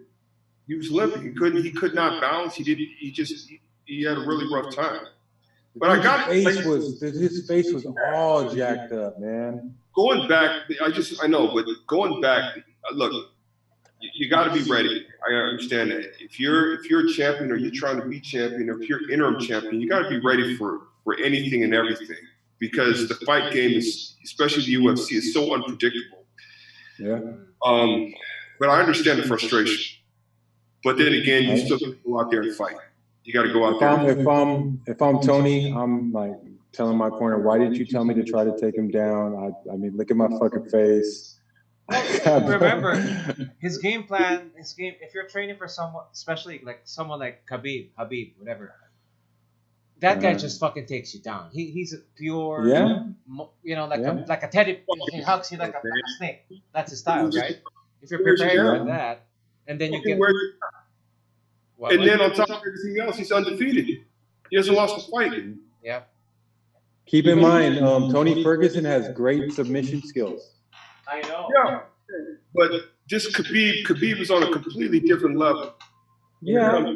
Missions and all that. So he's on a different level. And but now going back to Justin Gaethje, if you're getting beat up for 4 rounds, you just got to throw the game plan out the window, and just be like, you know what? I've gotten beat down for 4 rounds standing up. Am I going to look for the knockout in the 5th round, or am I going to try something else? I get that. But Joe Rogan had a good point. It's like all Justin has to do is take this fight on short notice. Meanwhile, Tony, who's been trying to help be the other half of trying to promote this big, ginormous fight with Khabib. You know that was going to be big. Yeah, huge. He has to turn around and change his entire thought process. It's not easy. That's not easy. It isn't. It's like, that's like shit. I would imagine that would be so frustrating. I'll put it in basketball. Do you think that led into his lackluster performance? Possibly, because we know Tony Ferguson is a lot better than him. But Justin is a very, very good fighter. Yeah, he goes in and he's actually started to pull back on just going out there, and brawling. You know, his punch accuracy is amazing, right? Fought the best fight that you could possibly fight, going up against an interim champion like Tony Ferguson. I haven't seen punch accuracy like that since I saw BJ Penn fight. Who was it? BJ Penn had this one fight where he was just fucking on point with his strikes. Mm-hmm. Licks his gloves after. This is old school BJ Penn. Nightmare, and he turned his name into Dream. His nickname in the Dream, I forgot it. Mexican American fighter. I forgot his name. But I think if you're talking about the Gagey fight, it's like saying, okay, you're gonna train as a point guard for fucking five or a year, or maybe half a year, and then all of a sudden, okay, things change. You're a power forward now. Oh, man. Yeah. Am I right in saying that? I totally agree with you. Which is why I'm not surprised that he Ferguson lost the had a fight hard time. because Yeah. it's hard. But what I am surprised is that he didn't try anything different. Wait, hold on. Superman versus Muhammad Ali. That's cool, man. You haven't seen that? Like That's fucking awesome. like that. Willie, you've been wearing the Flash and flashing the Flash behind you. You got any thoughts on the Yeah, Flash? I had the on the Flash. Yeah. I don't know. Maybe because you've been wearing the Flash. I mean, well, he was part of the movie that we watched. He was in there. Yeah. On the cosmic treadmill. You want to talk about Ali? Well, Hasn't seen it. he was all underweight. He was all underweight in that. All burnt up and shit. All burnt out. Yeah, he grew his beard out. Yeah. No spoilers, but yeah. Did you like it? Because we'll do one with Ali once you see it. I liked it. I liked it too. I liked it. Is Ali gonna watch it? Are you gonna watch it, Ali? Which one? Tell about. Justice League Dark. You have it already, right? No, I have it. It's there. I just have to watch it. I was watching beginning of it. It's interesting so far. It's interesting. But kids, man, I feel you. Daddy, let's go on the bike. Okay, let's go out. Let's go on the bike. But got some news for you guys. Courtesy of, not courtesy, but from the Cosmic Wonder and I want to say Everything Always. Okay. And I think a lot of people have been wanting to see this, but Deadpool looks like it's going to hit the MCU. For sure. Is it though? Yeah, well, tell me the news. That's the big question mark right now. How's it going to fit into whatever phase? I don't know if it's phase 4, phase 5, but one thing is for sure. The creator. Yeah, Rob Liefeld. Yeah, he's not too happy about. There you go. Yeah. I mean, he went in on Kevin Feige, and he's like, he's a genius, really. You allow Robert Downey Jr. to leave. To die. Chris Evans. You throw Black Widow off a cliff and then expect everybody to be excited about a prequel. Really? He's like, your next big plan is Eternals and. I read that too. That was sweet. And Morbius. And Morbius. He's not too. But I mean, like, listen, that's a question I want to ask you, pal. Why do you think he's pissed off? Bro, because, okay, of all the things Fox has done right, I mean, of all the bad things, rather, that they have done, Deadpool is one of the things that they kind of got right. They kind of listened to the fans. Yeah. They did. Remember, when Deadpool happened, the leak, it started from a leak. Leaked footage. Remember that? It started from a leaked footage, and then when people reacted to that, they gave Ryan Reynolds like a $30 million budget for Deadpool 1. And that fucking earned them big bucks, bro. Right, man. So, it's... I didn't like part 2. I didn't like part 2 either. So let's just stick to 1. 1 was awesome. Earned them shit. Yeah. Deadpool 2 also earned well. I mean, it did good. I like both of them. Okay, all right. I didn't like the. Now that you're into the comics, did you really like the second one? Have you got into X-Force yet? It's so far from what. Not yet. I didn't like the whole team up, but now I know who some of the characters are. But yeah, I didn't like the whole team up part. But go ahead, continue. So fuck it. He's right. Here, I want to flash what he said. It's fucking awesome. He's right. Don't you agree with him, Ali? He's got it down. He does have a point. There. Yeah, we're all questioning it now. Like, what the fuck is going on? Did you even have a plan?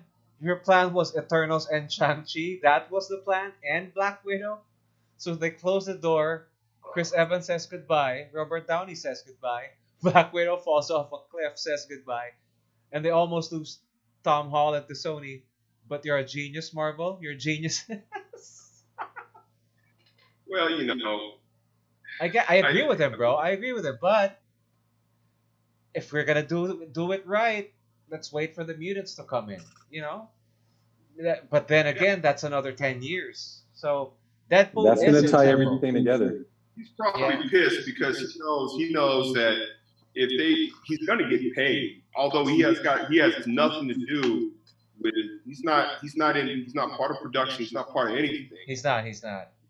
Because he's a creator, he's going to get paid. Is that correct? Yes, he will earn from that. Now imagine in the next 10 years. Imagine no Deadpool. If we get Deadpool right, and if Ryan Reynolds is brought back, which there is a lot of talk about that. There's a lot of talk about Ryan Reynolds coming back to reprise his role as Deadpool, which I think a lot of people will be very excited about. Yeah. They may, because it's Disney, because it's the MCU, they're going to have to tone him down a little bit because kids are watching. They already tried that. They tried that with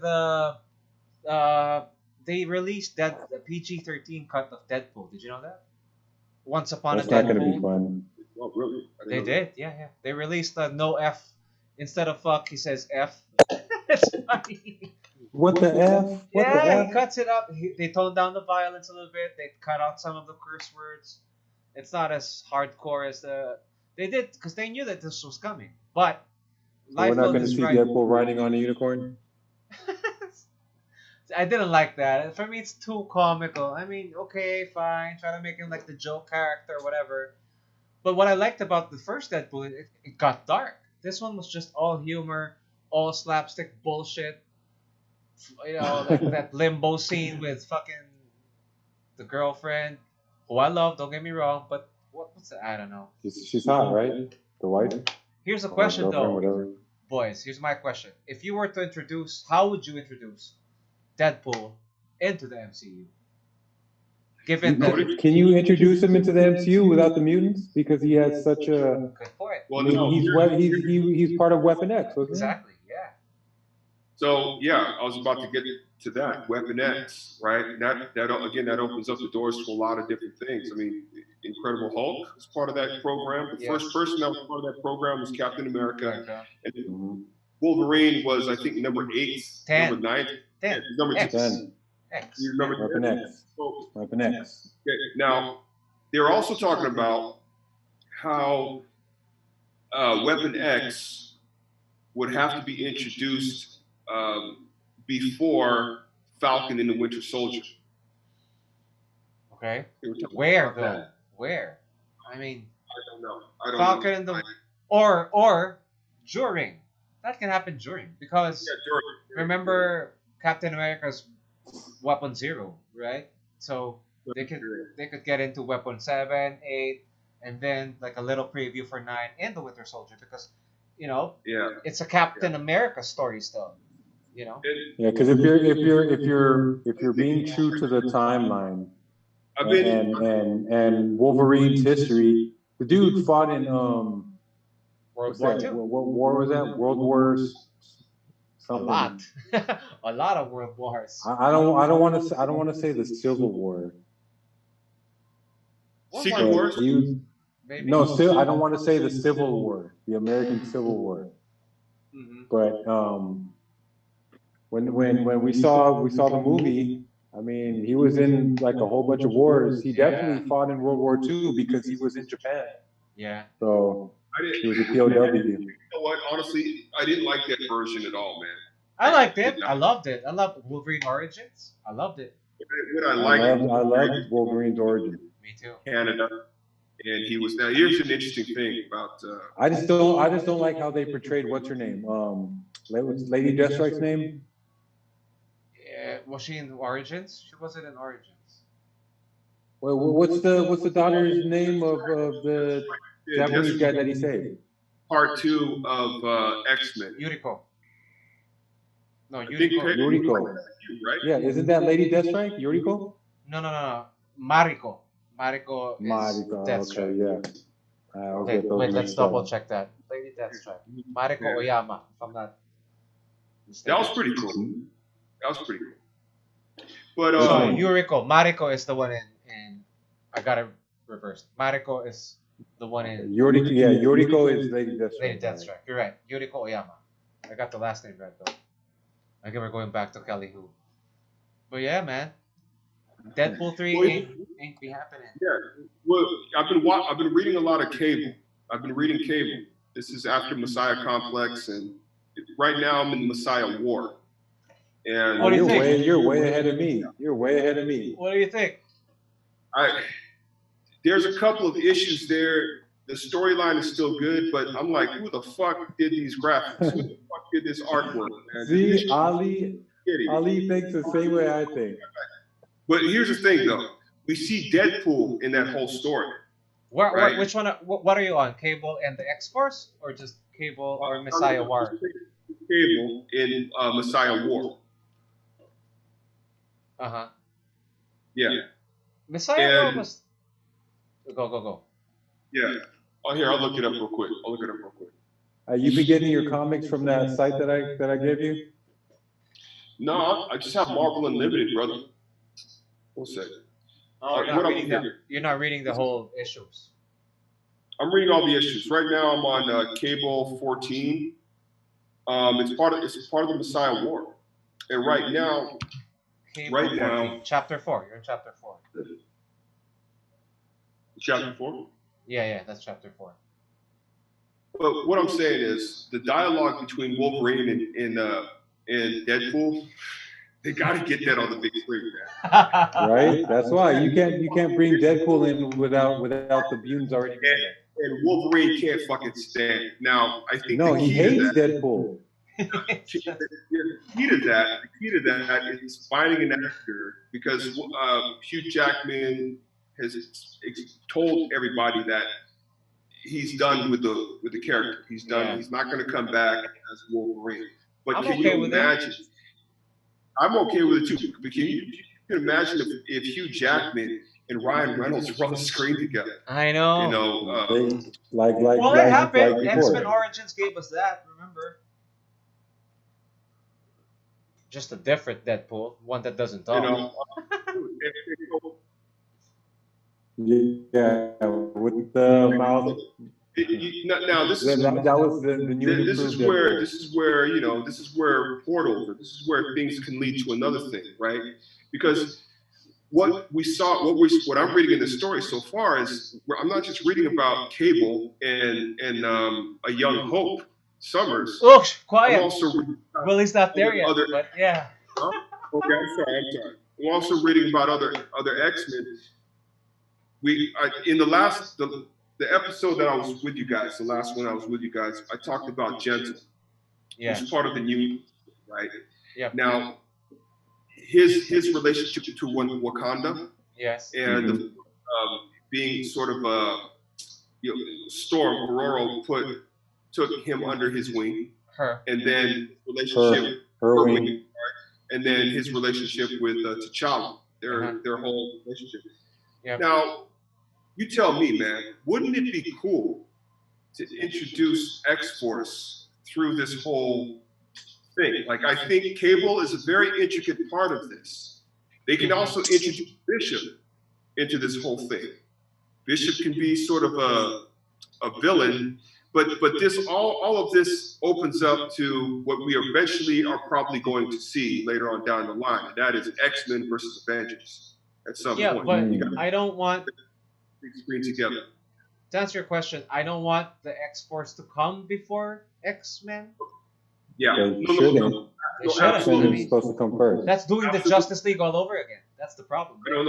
X-Men come first, but you know how MCU likes to mix things up. So we might not see X-Force, but instead we might see members from either. I'll make sure of both. That are just put on X-Men, period, right? I talked about Gentle before, because of his vibranium tattoos, right? I would love to see Warpath as a fucking X-Men.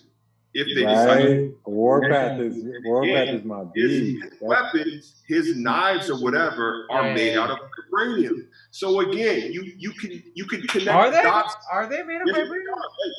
Look it up, man. Okay. I didn't know. I didn't know that. Yeah. I just like him because he's Native American. No, but if we're doing, because remember, I don't think Warpath was ever. Is Ali there? Yeah, I'm here. Okay, I don't think Warpath was ever an X-Man. It was Thunderbird, his brother. Yeah. Who was the X-Man? So we could do Thunderbird first, and then Thunderbird dies. Wait, I'll show them a picture. Thunderbird dies like he does in the comics, and then we get. Because I don't want to do it just as how we were talking about the Justice League and how you're jumping into the future and not building a good base. Well, no. The bridge has to be Wakanda, though. The bridge has to be Wakanda. I agree with Ali on that. Yeah. Well, I get you. What I'm saying is, you know how the MCU doesn't necessarily follow the script. They don't follow. It is Vibranium. There you go. Yeah, very good. And I'll tell you what, man. Warpath is a very interesting character. Yeah, he is. I like him too. I would love to see him on the big screen. Who the hell do you think can play that role? He's already been on the big screen. He was in Days of Future Past. That's him on Days of Future Past. Oh, okay. All right. But there you go. But they were X-Force, you know. Again, when it comes to the X-Men in the MCU or anything in the MCU, your two doorways are one. Hold on. You see that video? Does that look like a Warpath to you? Hell no. No, I want someone big, bro. Who would you cast as Warpath? Warpath is like, I think, 7 feet tall. Hold on. You know what this guy looks like? He looks like a fucking guitarist or some shit like that. Of some emo band. You know, but I liked him though. I like this character, and not huge though. Who would you cast as Warpath? Somebody that actually wants to get in the weight room. You know, eat some fucking protein, take some whey protein, and get fucking huge. That's what I want to see. Not like fucking Robert Pattinson. Okay, shit, not wanting to work out. I do not agree with that. Wait, who would we cast? Shit. That's a hard question. Fan casting. I need someone huge too. No, these are. You know who I would cast for that? But he's Aquaman right now. I mean, I was gonna say that too. I was gonna say that too. That's the fucking easy get choice, right? Jason Momoa, bro, or this dude. Either him or I'll cast The Rock. Shit. Buy his contract out. Yeah, but those are safety answers. But yeah, we gotta get deep. If we're gonna get. The Rock's gonna end up looking like the Scorpion King. We have to get somebody that people recognize, but he's not super recognizable. He hasn't. Yeah, he's like being part of the MCU is what's going to take him to the next level type shit. Yeah. I'm not watching wrestling, but they're probably going to end up getting somebody from the WWE. Yeah, I wouldn't mind. Get the Edge. No, he's not Native American enough. Yeah, the guy better be able to act like The Rock. But someone that big, you know, I want someone fucking hulking, someone huge. Yeah. So Warpath is officially listed at 7'2". See, let's stick to that. 7'2", 350 pounds. Damn. James Proudstar. Damn. You know, who his older brother John, aka Thunderbird. Thunderbird was recruited into the X-Men and died on one of his earliest missions. Yeah, and then he takes over the mantle. So, we get a good Thunderbird, and then we get attached to him, and then they kill him. Boom, trauma. You know what I mean? And then you give us a Warpath. That would be. Stick to the books. Now, Willie, that you're reading, right? Wouldn't you want them to stick to what you've read? Right? Yeah. Isn't what you've read? But you know what though? Yeah, what I read is awesome. But at the same time, you've already pretty much seen it. And as long as they do a good job, I wouldn't mind seeing a little deviation from, you know, I wouldn't mind but that's a key. A little deviation. But a huge a little, not a huge deviation. So they're gonna keep the key facts. Aurora meets T'Challa. Storm and T'Challa, they get together. Okay, so they're together. So they're there. That's fact. They get married. That's fact. Yeah. Now, so that's the bridge now to the X-Men. How they bring it in, which is it's in the comics already, but how are they going to do it with regards to the MCU? Because I mean, the X-Men have to have been there throughout this whole time.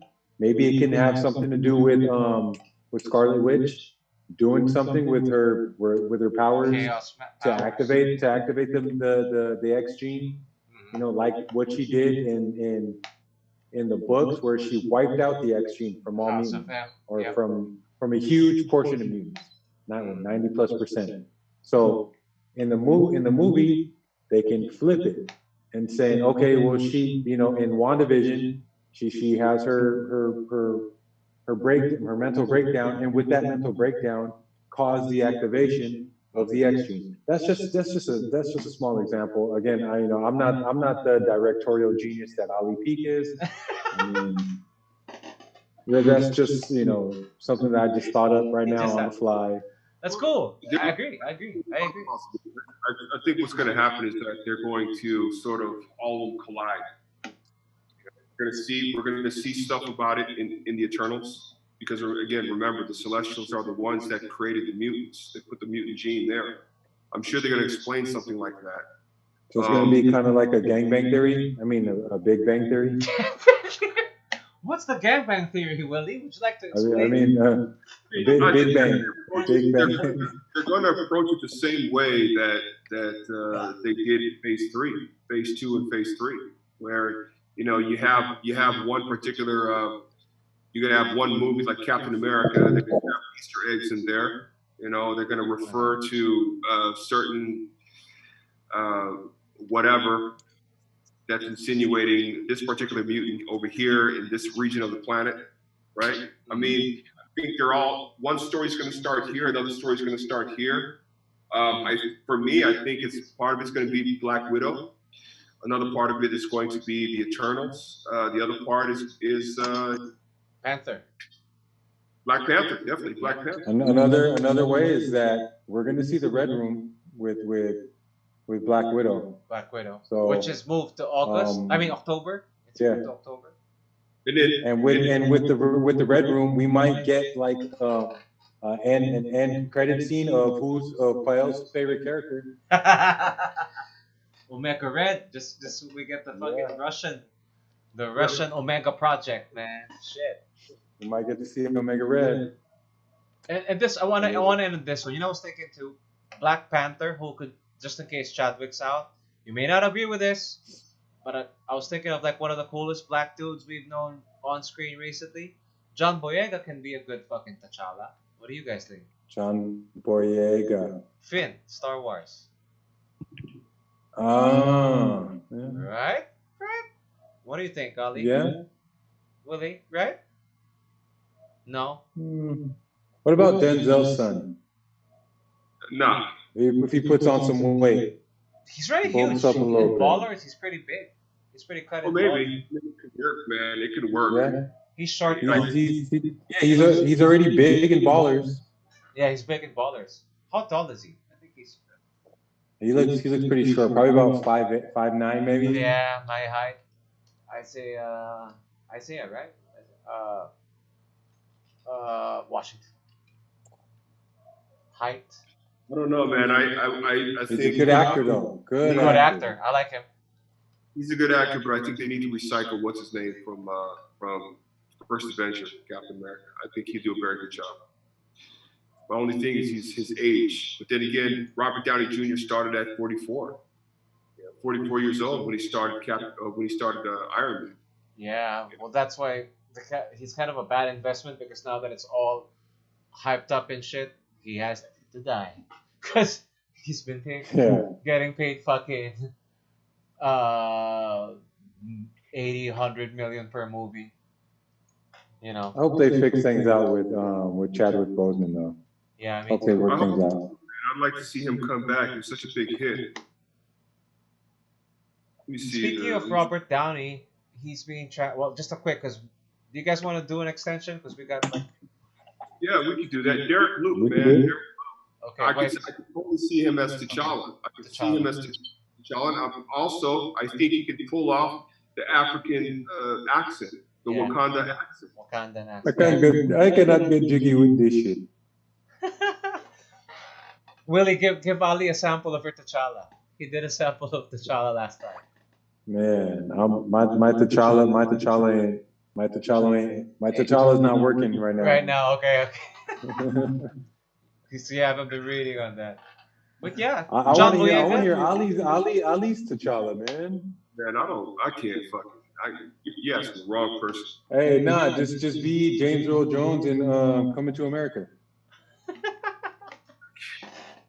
Simi.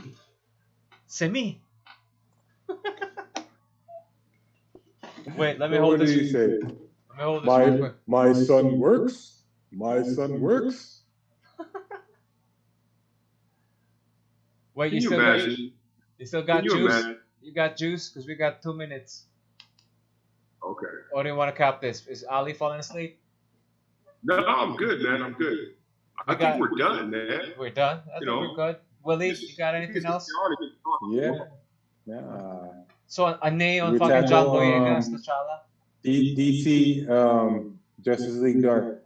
Yeah, that's for next. We'll save that because Ali will finish it for next time, right, Ali? Yeah, I will.